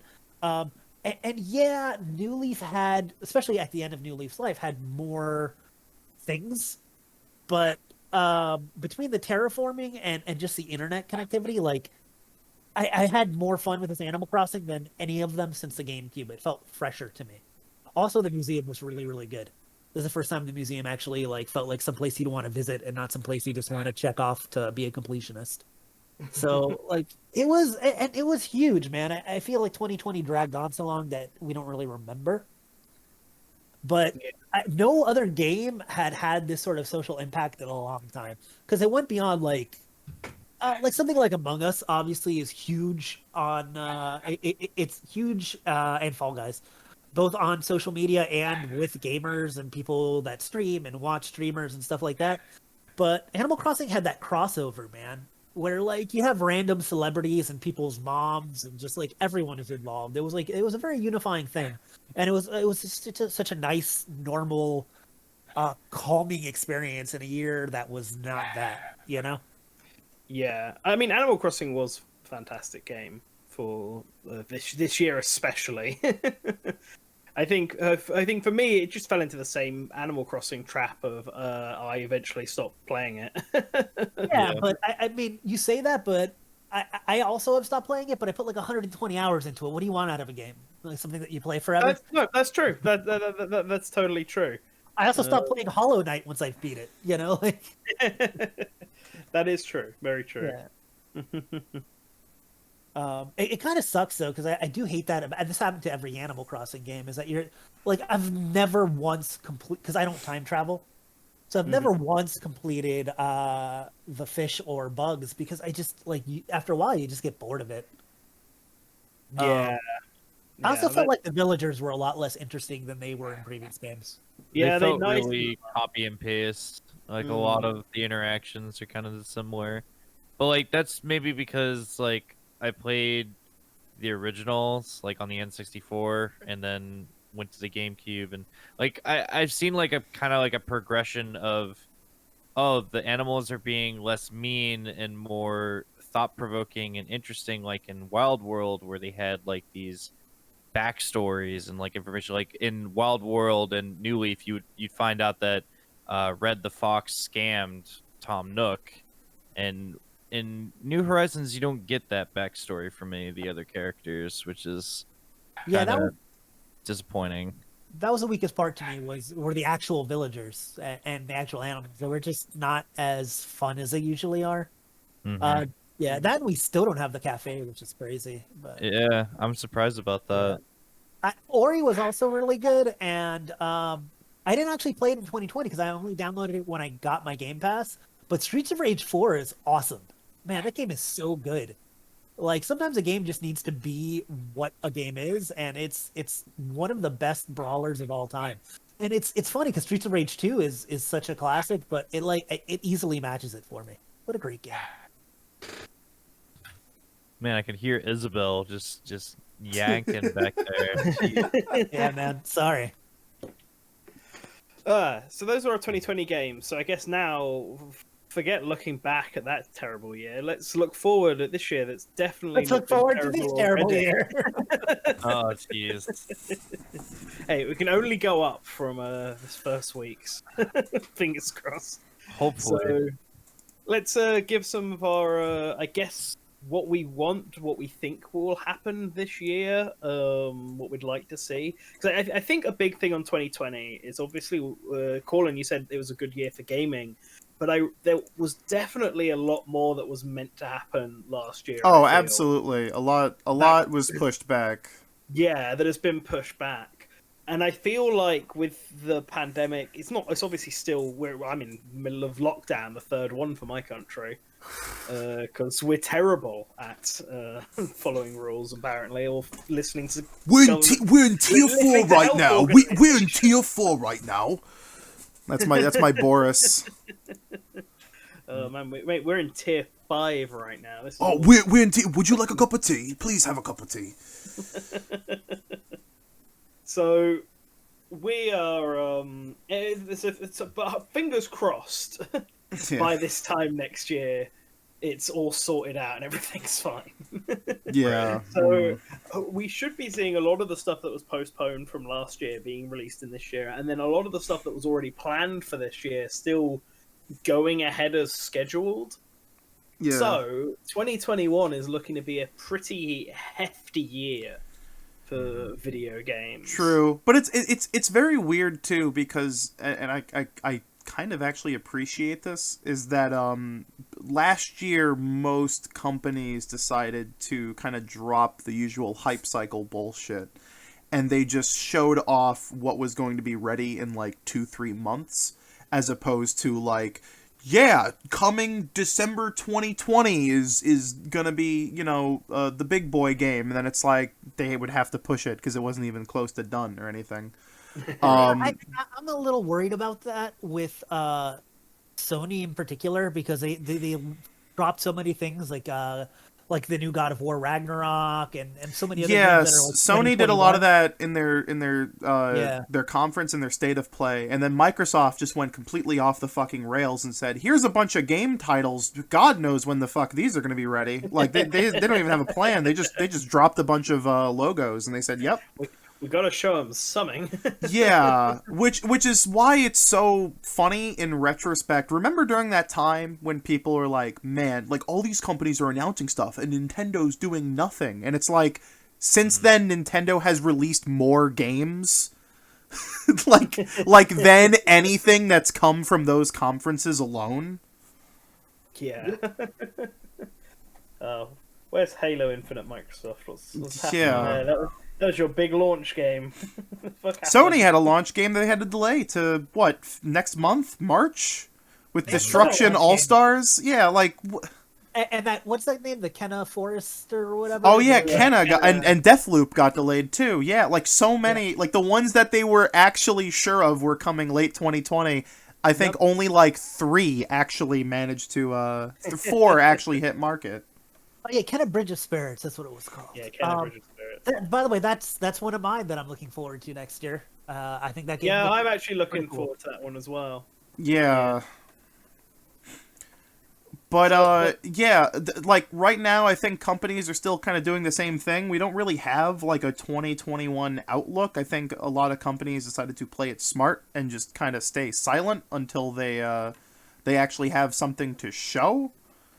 So cuz like right now like all we have is like some games that were pushed back and then games that just have a logo but no like schedule. Right. The Metroid Prime 4. Yeah, exactly. Did Bayonetta 3 have any gameplay shown? It's been Nope. so long. It Nope. had like a CGI trailer, I guess. Yeah, but it was like a you little could teaser barely see thing. anything. Yeah, it was a teaser. But on both of those topics, I guess my first prediction is we're not going to see either of them this year. Still, No. to be fair, we might actually get a trailer for Metroid Prime 4, but it won't be releasing this year. I think it's We more might likely. actually see I think it's more likely we'll see Bayo this year than You think? Metroid. I think so. I'm pretty I'm confident in on that. I'm on the other way around. I think they we're just more haven't shown likely anything to because Prime they. than Bayo. I think they just haven't shown anything because they don't want to like. I think they just decided like fuck it, and they want to show it off when it's actually like close to release and not like a year away. Yeah, yeah. I totally get that. But I also think they're aware that people are waiting to hear something from these games, Yeah. and I don't know. I have this feeling that Metroid Prime 4 will be a 2022 game, and maybe Bayonetta 3. I reckon both of them will be 2022 games, but I reckon they will actively want to ease people's fears about Metroid Prime 4 and may show it off at something like E3 if that goes ahead this year, even if it's actually not until next year. Colin's Metroid lock of the Prime- week. I think we will see Bayonetta 3 by the end of the year. I think Metroid it Prime is 4 might end up being a Breath of the Wild situation where it's going to be concurrently on the Switch successor as well at this point. I don't know. I'm not necessarily. I depends on when they do a Switch successor, I guess. Which I guess is a good segue into Switch Pro. Oh, Yeah. I've been wanting to do an article on the Switch Pro, but the one stupid fucking Pokemon Leaks Twitter decided to blurt out a bunch of information that they somehow got wrong, even though it was spelt out to them. And now everyone has articles about the Switch Pro like data mining stuff, which really sucks because I really wanted to do that. I think we'll still do a discussion video because I think it's like I think there's a lot to talk about in regards to that console, just in regards to why it is the way it is and not like the thing itself. Yeah. Because So I haven't been following the Switch Pro news at all. And so for my sake and for maybe other people's, yeah, do you want to give a yeah, I'll little give a brief. TLDR I'll or... give a brief little doodad summary. Mhm. Because like a Switch Pro has been rumored for years now. I think since the console was even released. Like Yeah. since the Switch was released, everyone's like, "Yeah, they're gonna do a Pro," because the PS4 Pro was like the year before the Switch released, and then I think the One X was the same year. Yeah, I think that's right. So I think most people just figured that was going to be the case, on top of everyone just assuming that Nintendo always does power revisions of their consoles, which they don't. They do it for the handhelds, but not for the regular consoles. Yeah. But The handheld like a hybrid, so yeah, like, that's the thing that makes it weird, is that it's a little hybrid. So it's like, what is the situation? I think here's like so. I'm trying to think of like a really good like layman's way of saying it without going too technical. But basically, the actual like Switch OS has information pertaining to, as you can imagine, every single model of the Switch, including like dev units and prototypes and all that.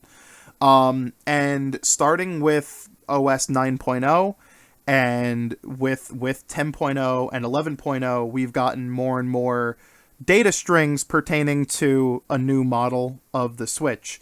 That was, I guess early on it was referred to as 5, but now it's Aula. And maybe it's a Marvel reference, I don't know. And some people might remember it because last year there was a rumor about there being a Switch with 2 screens, because this new model had an extra string attached to it that was like a new display type, so people just assumed that it meant a second screen because, man, people cannot read. You give people an inch, they go a state county, like they just go fucking crazy. And that was like around the same time we got like the TV only Switch rumors and stuff out of that. But we've been getting more and more information in the OS, and on top of that, there's also just been some other kind of nagging things in revolving stuff like, man, there's no Monster Hunter bundle. Like, there's always a Monster Hunter bundle. Like, where's the Monster Hunter bundle?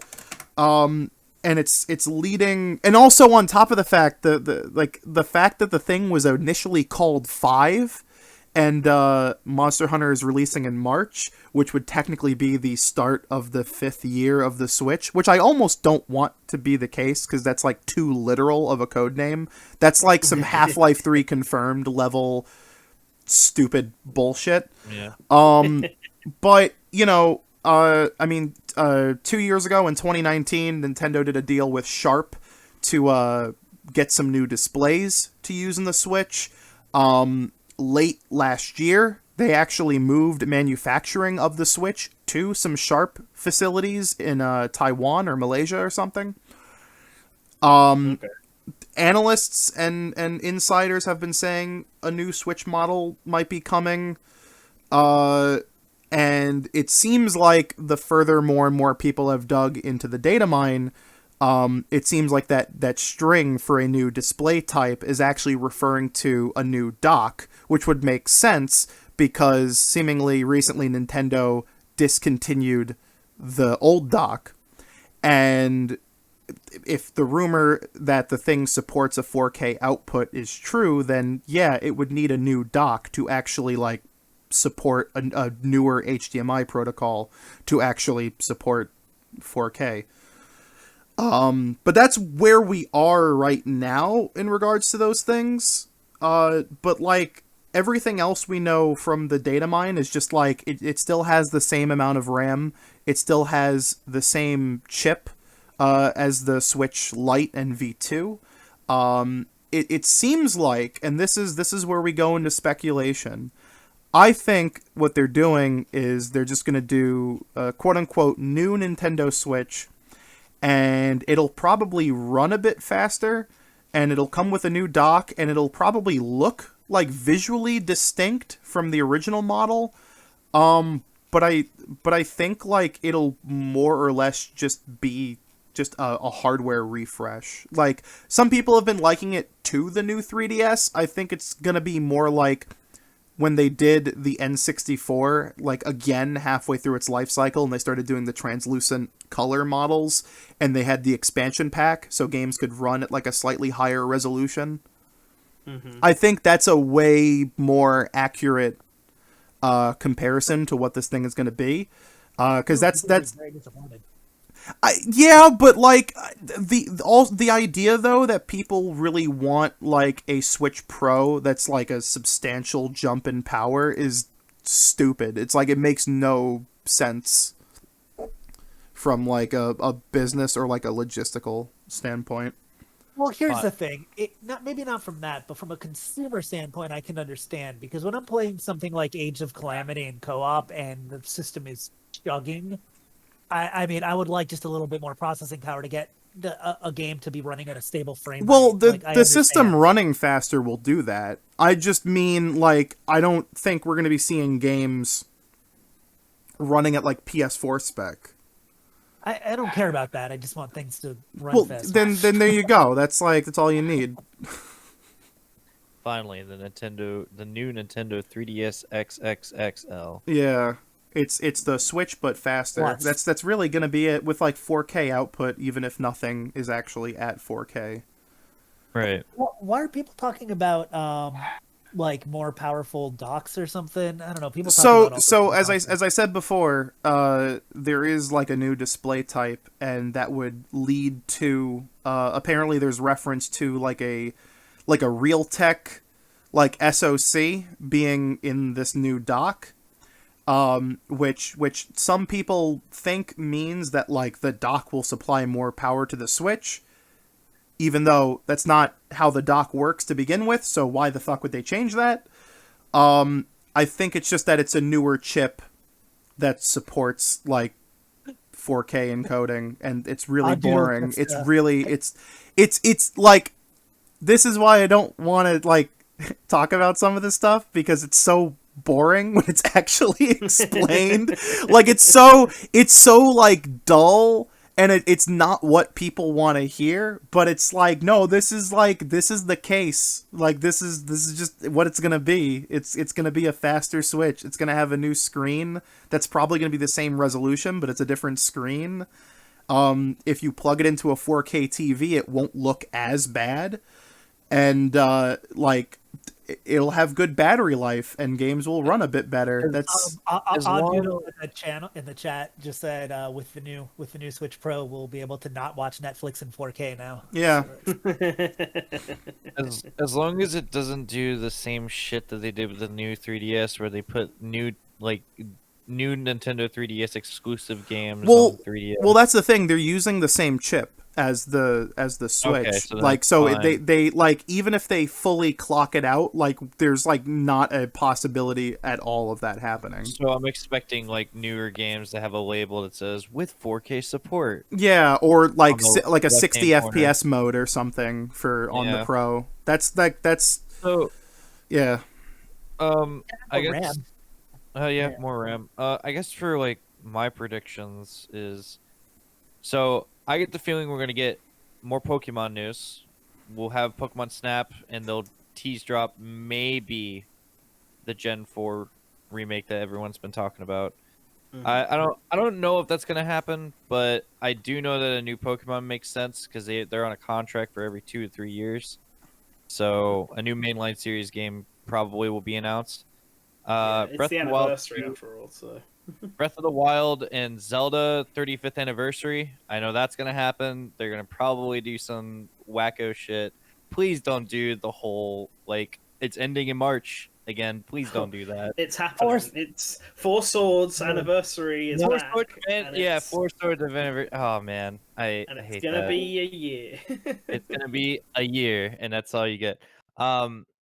If anything, if they really want to go all out on the Zelda anniversary, give me another Tingle game. Give me another Tingle game on the Switch. It will sell, 100%. You know what? On that topic, what has Vanpool done recently? Um, Because they're the ones who made the Tingle games, and they're also the ones who made Dylan's Rolling Western. And okay, We'll so they get- apparently they co-developed Kirby Fighters 2 incredible. and Super Kirby Clash with HAL Laboratory, but that was just co-developed, so I don't know whether or not they were. Right. So I guess working like on their some own thing. other things, we might get some news about Breath of the Wild. We might get the Halo Infinite stuff. I think Final Fantasy VII Remake Part 2 might get announced. Maybe. I think a bigger question, I guess, is do we think that Final Fantasy 16 will actually come out in 2021, or will it be 2022? No way. 100% no. Probably 2022. I think I don't see they'll them tease doing... it. They could tease it, but I don't know. I don't see them doing Final Fantasy VII Remake Part 2 until Final Fantasy 16 is sort of come and gone, because Probably. Like, They Square don't- Enix is notorious with pushing games back. There's no way. Well, they are, except Final Fantasy 16 is no longer being pushed by Nomura and is instead the guy who I think saved Final Fantasy 14. And he Right. seems to be like one of the few really competent directors Square Enix actually has. So I'm actually pretty confident that Final Fantasy 16 will come out on time, on track. As much as and the other thing, like we were talking about Metroid Prime before, as much as I hate to say this, like I feel like they'll just like put the trilogy up on the Switch and then just cancel the game quietly. No. There's so many times that they've changed so many of their employees already. And You can't read into that. You can't be that guy that reads into that. You can't read into that. That was absolutely standard. That's I like don't know about that's that. no, that's like Nintendo fans not knowing how game development works. Like it's Yeah. I don't mean to be that dismissive, but that's like it's like all of those jobs they posted are things that are done by multiple people, and they're always hiring because the people that work on games like are usually contracted. They're not actually like employees at the studio. Yeah, Like- Metro Prime Trilogy is definitely going to come to Switch, and it could even come to Switch this year. It really depends on when Metro Prime 4 will be done. If Prime 4 is scheduled for next year, then Prime Trilogy could definitely be an end of this year game, because I think what they want to do with that is ease people back into Metroid Prime and bring in new fans into Metroid Prime before Prime 4 comes out, so that people are now super keen on getting it. They want to try and do a Crash Bandicoot, I guess, with the Insane Trilogy to Crash 4, even though I don't know. it might work out. I guess like I'm just not too enthused with it because I've heard so much about it, and there's so many people that are going around saying like, man, this is like the 5th time or so that they've announced like, oh, we need new people. It's just I wouldn't. A lot of read other too games much also into have that. They're just not under the same microscope. Like if you really looked at game studios and who they were hiring, you would see that a lot more than you think. Well, Yeah. is it because it's Nintendo, or is it because it's Metroid that everyone just like? It's because it's Metroid and It's already both. delayed. It's because It's like both, yeah. it's because So people are inflating on it on purpose. Okay. yeah, People are just reporting on it, and then fans are jumping to their own conclusions, because everyone's obviously super cautious about Prime 4 because of the fact that it's had to restart development once. And with Retro in particular, they obviously haven't released a new game since Tropical Freeze back in, what was that, 2013, 2014? Yeah. When that game came out? Yeah. And it's clear that whatever game they've been working on between then and now Prime 4 got cancelled. Makes sense.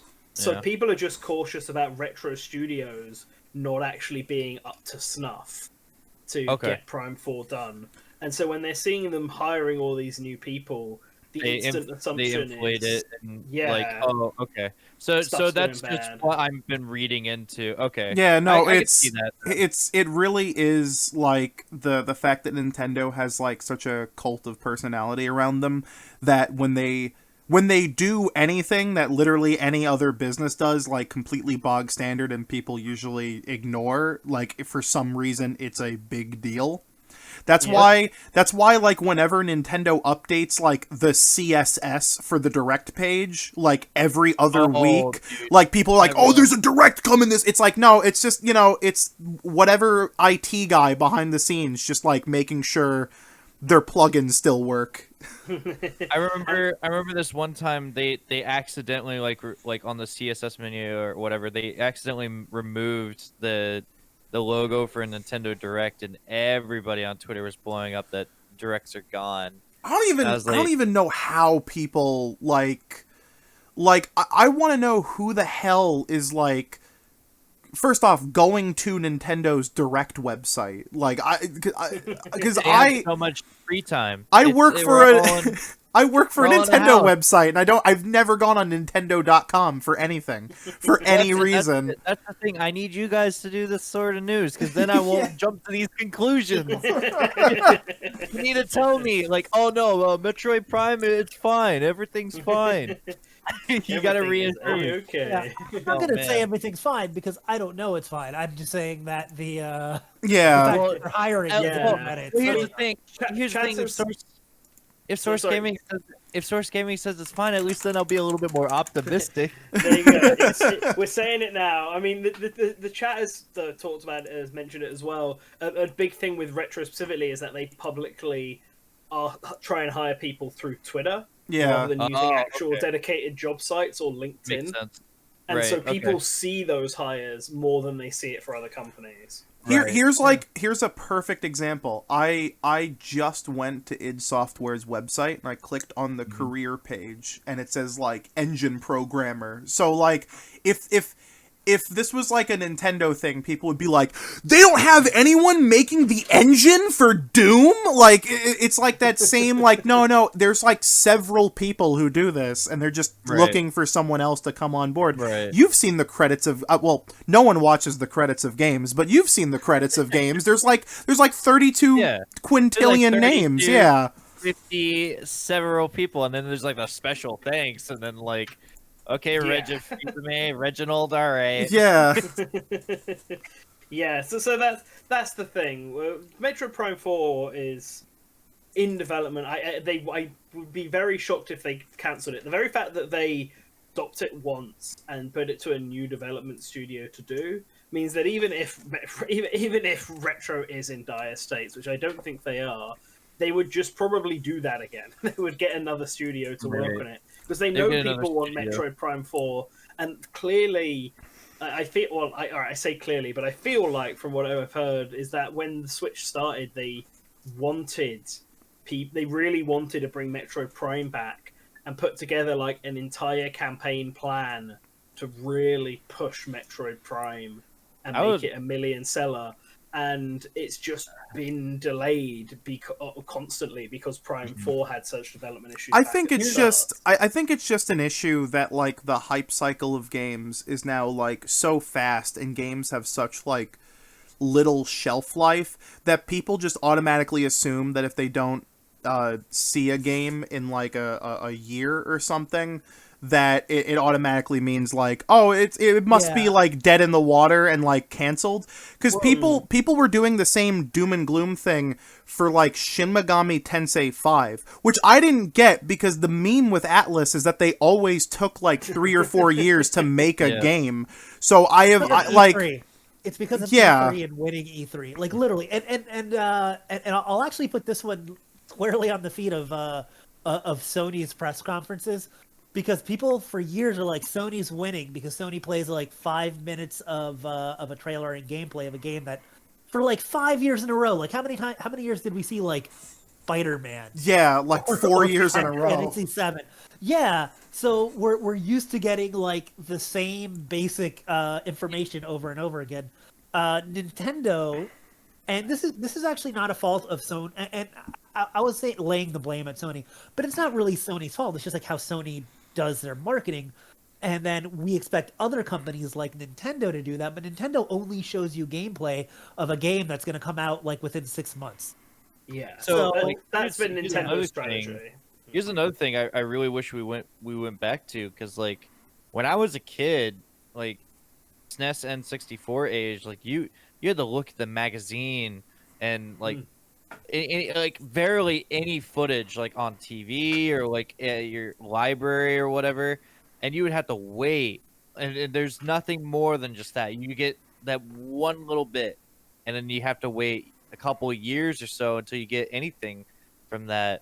I feel like that was way better than it is now, because like you get all these like directs or like announcements now, and everyone's like got that hive mind mentality, like the I guess like entitlement, really. Yeah. They're like, oh, Yeah.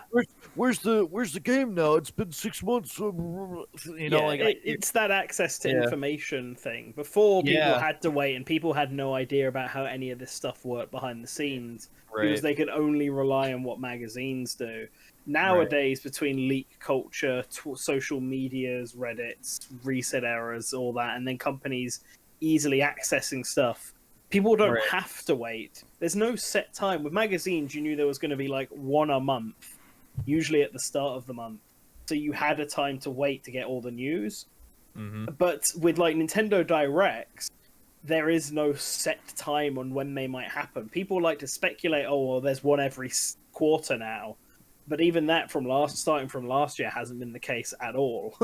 And it's only when they did the partner direct, where we seem to be getting once a month, that people actually started feeling like, okay, cool, we're going to get some information now.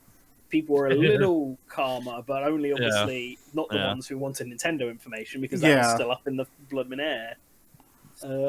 That's why people like having schedules. People like having things as standard, and with magazines, you could do that easily. Whereas nowadays, everything is so random. Nintendo could turn around and announce a Nintendo Direct for this Thursday. Yeah, because I mean, people and then suddenly information will be here. people forget that like I them not saying anything isn't imperative to whether or not the game is like going well or not, because companies do this kind of shit all the time, and each company likes to handle those things different. You could do the mistake that CD Projekt Red did, where they announced Cyberpunk before they even started work on Witcher 3, and then you have this like 7-year long hype cycle, and look where that went. Or like you have something like Platinum, where they were like, you know what, we're bringing Bayonetta 1 and 2 to Switch. It only took them like a month to do it. So they were able to get that out quickly, and then they said, wouldn't it be cool if we rounded out that announcement with just a teaser for Bayonetta 3 coming who fucking knows when. Right. And so people just assume that since we haven't seen anything for a while, it's like, oh, maybe that game is in dire straits. 2 years ago, they just said, hey, we have this new IP coming out in 3 months. It's called Astral Chain. See you there. And it's just like, trailer, game was out in August. When did they announce it? April? Like... They announced it, I think it was the January or February Nintendo Direct, like the first Direct. Yeah, it was just sometime early in 2019, and then it released in August, and it was just like, yep, there it is. Like, just like there's like almost no time, between the announcement and the release, and someone said Bayo 3 was also badly needed when Nintendo didn't have anything going on. That was at the end of 2017. That year was packed. Yeah, 27. They did not need to announce Bayonetta 3 at the Game Awards and stuff. I feel like they did it because they just didn't really have anything else to show off at the Game Awards. Yeah.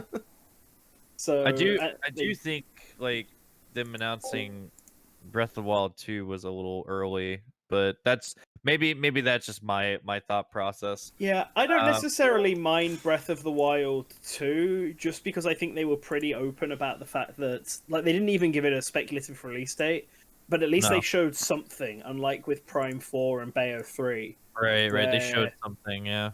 Yeah, so like with Breath of the Wild 2, you sort of knew, right, okay, we know it's coming, and they've actually got something to show, but we just know that it's not going to be this year. Now, people could have speculated that it was going to be in 2020, and maybe it got pushed back until this year, 2021, because of COVID, and then that's entirely possible. but Right. it's also possible that they always intended it to come out in this year because of Zelda's anniversary. That's why we haven't really seen anything of it since. Mhm. Which, by the way, I do think is the case. I think we'll get Breath of the Wild 2 this year. I think it's going to be Nintendo's Probably. big. Yeah. Well, I because think it's going to be their big November game. it would make sense because like the 35th anniversary thing, they would have to do something for Zelda, whether it's something small or something massive. And I think that they're either going to do two of one thing. It's either they're going to drop Breath of the Wild 2 or they're going to do a collection thing. I don't think they're doing a collection. So from what I've heard and understood, is I think that Hyrule Warriors, the one that just came out, was intended to be the start of Zelda's anniversary and was actually meant to come out in 2021.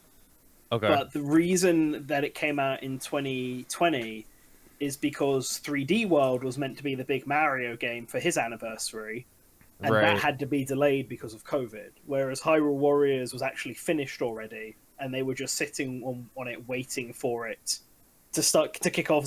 So Mario's anniversary would end in essentially November or December time, and then Link's would start in January time with Hyrule Warriors, and then we'd have like an entire year of them probably releasing Hyrule Warriors DLC and building up to Breath of the Wild 2 that was meant to be the last one. But 3D World got delayed, and so they swapped them both around. And Mario's anniversary got delayed to end on March 31st anyway. So Zelda's is probably... They're probably going to announce Zelda's in February, March. And that will start in... It will probably start in March, I reckon. Like, as soon as Mario's ends, Zelda's will pick up. Possibly. We'll see.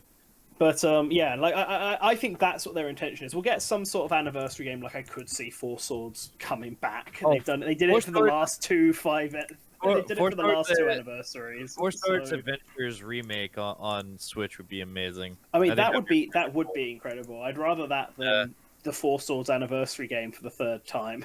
Oh yeah. Even though I'd be fine with that as well, just because it's free. Skyward Sword HD. Yeah, that's the thing. Skyward Sword HD seems like that's what I think they'll do for Zelda. I think we'll get a Zelda Direct. Skyward Sword HD will be a spring-summer game, and Breath of the Wild 2 will be an end-of-year big holiday title. Just and then put all the Zelda games on the Switch. Just put them all. Put them on. It might be too much Zelda. too much Zelda. I think we'll get Four Swords Nintendo Switch Online to come back just because it was really liked and it's an easy one, but it'll just be another timed exclusive thing. Yeah. And then throughout the year, we'll just get Hyrule Warriors DLC. We'll get Pura, Robbie, Astor. That makes sense. Yeah. The Yiga guy. Whatever. like that's going to be their Zelda plan, and we'll probably get merchandise like we did with Mario as well. I don't know if we'll get Lego Zelda or not. Zelda. We'll get other smaller shit. I mean, I could be very hopeful and say maybe we might get an Earthbound game, but I don't know if I don't know about that one. That's very hopeful. The reason why is because the whole Hobonichi stuff going on right now, but that's very hopeful. But Toy is like online. No, they're not. Switch Online. I mean, maybe we'll get that at most. That's what I'm hoping for. Yeah. Honestly, I think that one rumor where they were like, oh yeah, they're redoing the retro game service on the Switch, and they might charge for certain games. I feel like that might happen with the Earthbound stuff, because it's always been kind of weird that like Nintendo's always given a higher value to Earthbound than like Mario. I think that rumor is fake. I guess. I think all the information it had about the Fire Emblem port turned out to be wrong. So I think that I can see a Mother collection. It would be nice. Like I could even see a Mother collection that has the games with not really a remaster remake in any significant way. Basically like that Mana collection. Yeah. Exactly, with maybe some music and artwork and maybe like they did with the first Fire Emblem, small quality of life tweaks where you can play at double speed and this and that. I could see We're like br- a full collection like that, and that would be nice. I We're would buy bringing it. your favorite Game Boy Advance Mother game to the West. It's Mother 1+2. Yeah. Ah, finally. Yes, I love that Finally. one. I mean, I bet- I at the same time though, I do I bet think Mother 3 would be called Earthbound something. at the Well, same yeah. time though, I do think they are just holding off certain games just to make the drip feed of like retro content seem worth it. I mean, it's too slow in my opinion. Like obviously, because they only update it like every other few months. But I mean, like people also are like, oh shit, it's Donkey Kong Country 3, let's go. You know, it's so. Yeah. I don't know. I think it's Hold it. just as highly possible that one day, like, we'll just wake up and there'll be a Nintendo tweet and it'll say like, yeah, fucking Earthbound is gonna be on the NSO in like 2 weeks. See ya. And with like no fanfare, it's just like, yep, all right. There it is. They're just Yeah. gonna drop it, and we're gonna also maybe do some fan translations for the Shin Megami Tensei games, and maybe Oh, that would be some of the- nice. Maybe some of the older Fire Emblem games, like FE6, maybe FE5. Oh wait, on the we can't do topic that of- one. On the topic of Fire Emblem, I do think that we might at least see the next Fire Emblem game, Mm-hmm. because Yeah. it's been rumored for a while that a bunch of 3DS games got cancelled or moved over to the Switch, and one of those games was a Fire Emblem remake, and we don't know which game it is. Some people say it's Genealogy, some people say it's Binding Blade, some people at the moment are saying it's Path of Radiance, and I don't know where people got that one from. So, Path of man, Radiance might be the easiest. I really want to say it's either FE6 or FE6 and 7 together. And the reason why was because the guy who did Echoes, he said he really wanted to do FE6 next. Yeah, as a I think that's remake. why people think about that one, and I would be fine with them doing FE6 as well, personally. But I'd also kind of like them to do FE4, because I think FE4 is the better game of the two of them, and also are. Jug Draw is the Yeah. only world that hasn't been localized. But here's the thing: why do you want them to remake the better game when they could remake the game that's slightly worse to make that a better game? I mean, that is also true. Although I kind of wish this is the weird thing, right? I kind of Roy is so popular for no reason. if they did remake FE6, I kind of wish they'd do 7 first, and then do 6 and have them have some sort of connectivity, Like Fantasy Star, Fantasy Three. Star. Yeah. 3 Ages Generations of Doom. Is that what that was called? I mean, if anyone else here's played that, but like it was the third Fantasy Star game is pretty cool because each there's like 3 different. It's been like 20 years since I played it. But it's like one of those games where you make choices and you have you find a wife and you have a child, but then that child's story and stats is based off of which wife you pick, and then you do it again. So you can play through that game like several times, and it's just one game, and things will change depending on who your kids are, like who the generations are. Yeah. Well, that's something I'd kind of one reason why I kind of like to see them do Fire Emblem 4 again, because that's the big twist in that game. About halfway through the game, you jump forward like 16 years, and you start playing as the children of the main characters from part 1, and the characters you get are entirely and the stats they have and the items they start with are entirely based on your units from part 1. If you pair everyone up, then you get their children, but if you don't pair up somebody, their child won't exist, and then they get replaced with a completely different character who's like a stand-in and usually much worse. They're usually much worse. Now, here's the question, Nan. Do you think that they would put in the the entirety of FE5 in that remake? Because that's between chapters 5 and 7. It is, but I don't think they would, purely because they didn't put when they remade Shadow Dragon and Mystery of the Emblem, they made them. Oh, they did them separately. That's true. So, and Gen 4 genealogy is already super long, so you don't necessarily need 3 Sheer added in as well. It's really strange because, like, when you look at the Smash Brothers roster, it's like it's really weird that only Roy and Lucas are the only 2 characters that are not localized anywhere in the United States. I think that's just really bizarre. Like, Roy Yeah. had to be when Fire Emblem at all wasn't localized. And Yet then- Roy has an English voice and Cloud does not. But in Lucas's case, when Sakurai chose Lucas, he didn't realize that Mother 3 wasn't going to be localized. So Right. this kind of spoils the upcoming Brawl character video that I'm working on. Oof. Here's a little hinty wink for that. Ooh. So, regarding Lucas and Ness, Roy's game is in the U.S. no, Roy's game isn't in the US yet. No. Maybe one day. One But day. with Lucas, Sakurai had planned to cut Ness in Melee. Oh yeah. Right. Right. And then didn't because Mother 64 got cancelled. Right. But then when Mother 3 was back, he went to do the exact same thing in Brawl. So in Brawl, he cut Ness and added in Lucas. However, about somewhere in development, he was informed that Mother 3 wouldn't be coming out in the West. Oof. And was like, shit. Shit. the- Well, Decided to Well- re-add Ness back into the quick, game. put Ness back in the game. Which is why they're so similar. Because literally Lucas was Right. meant to act as a replacement to Ness. That's and funny. his moveset, and then Ness was just added back into the game because so that the Westerners wouldn't feel left out. Right. Well, So, it's yeah. it's been fun. It's been fun being on this show. It is true. We've gone just past the 2-hour mark, haven't we? Yeah, just a But I little haven't bit. even talked about games I want to see next year. All All right. Bridge of Spirits, Axiom Verge 2, that 2D Metroid game that may or may not exist. Okay. I'm Oh done. yeah, the 2D Metroid game. That's probably something we'll see. Super Mario Bros. 2, the remake. Ooh, yeah. All right, here's how we'll end this off then.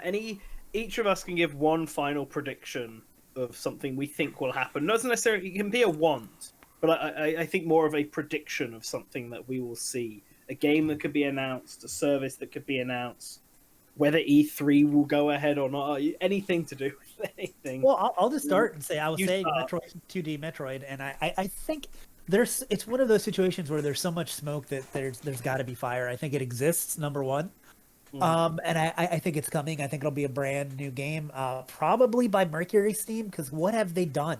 Which I have mixed feelings about because I liked Return of Samus, but there were some issues with it too. It wasn't like a perfect game. A lot of my issues with Return of Samus, I think, come from the fact that it is a remake and it ruins a lot of shit that happened. Yeah, Yeah. like you could tell they wanted to make certain Yeah. things. Like they definitely made some concessions to make it closer to the original game.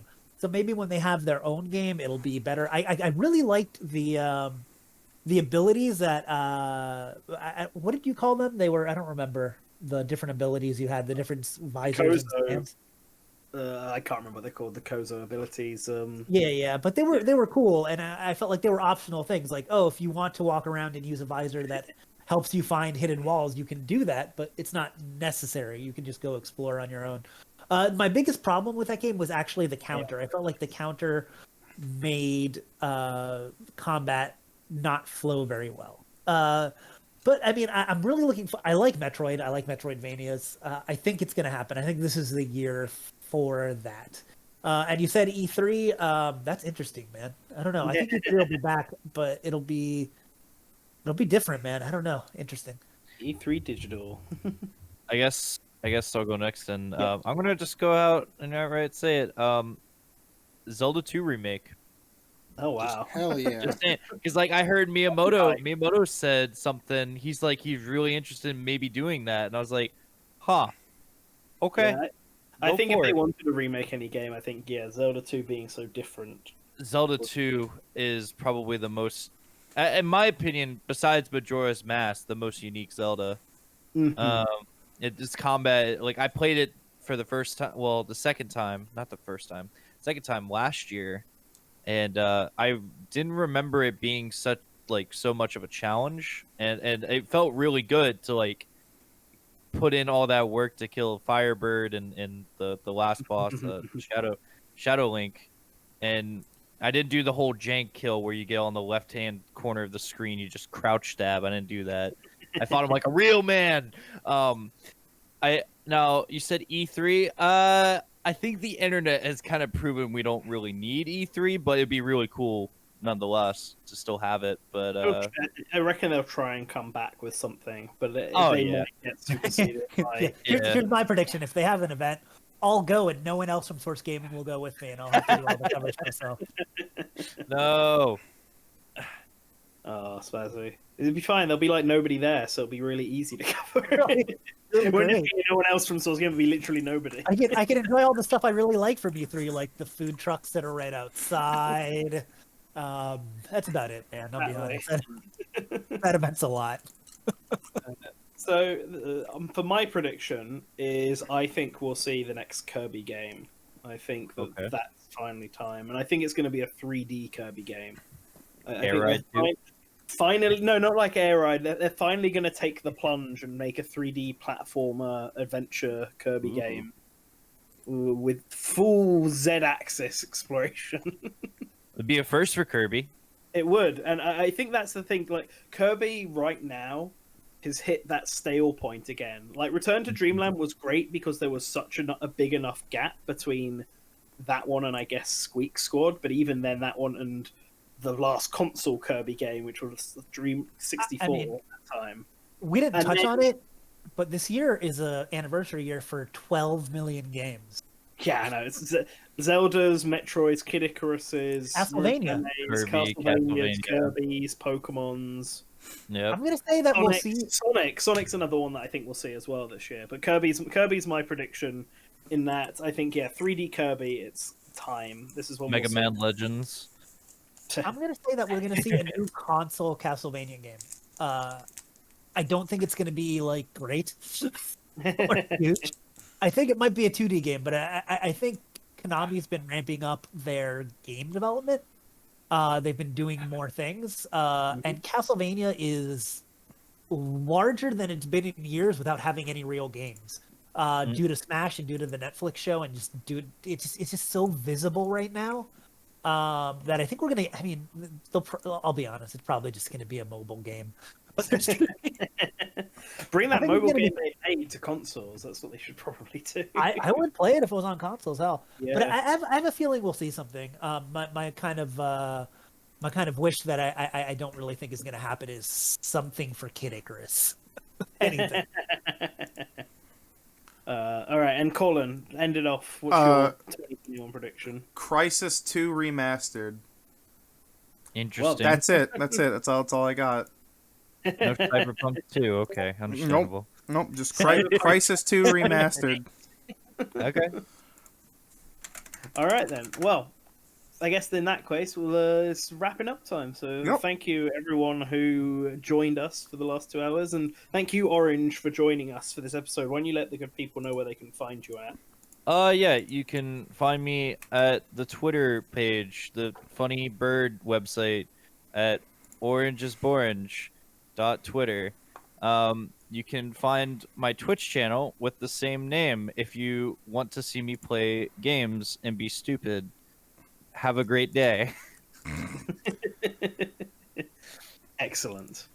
And thank you to all of our patrons, as always. Without you guys, it's hard to keep stuff like the website and all that running and stuff, so thank you. Links and all this below. We've already got the next week's Good Morning Source Gaming planned, and I'll reveal already that it's going to be much more Smash Brothers orientated, so I'm sure going to be 1 million people watching. And already we have to apologize to that guy that Colin erased his message because it was about Smash.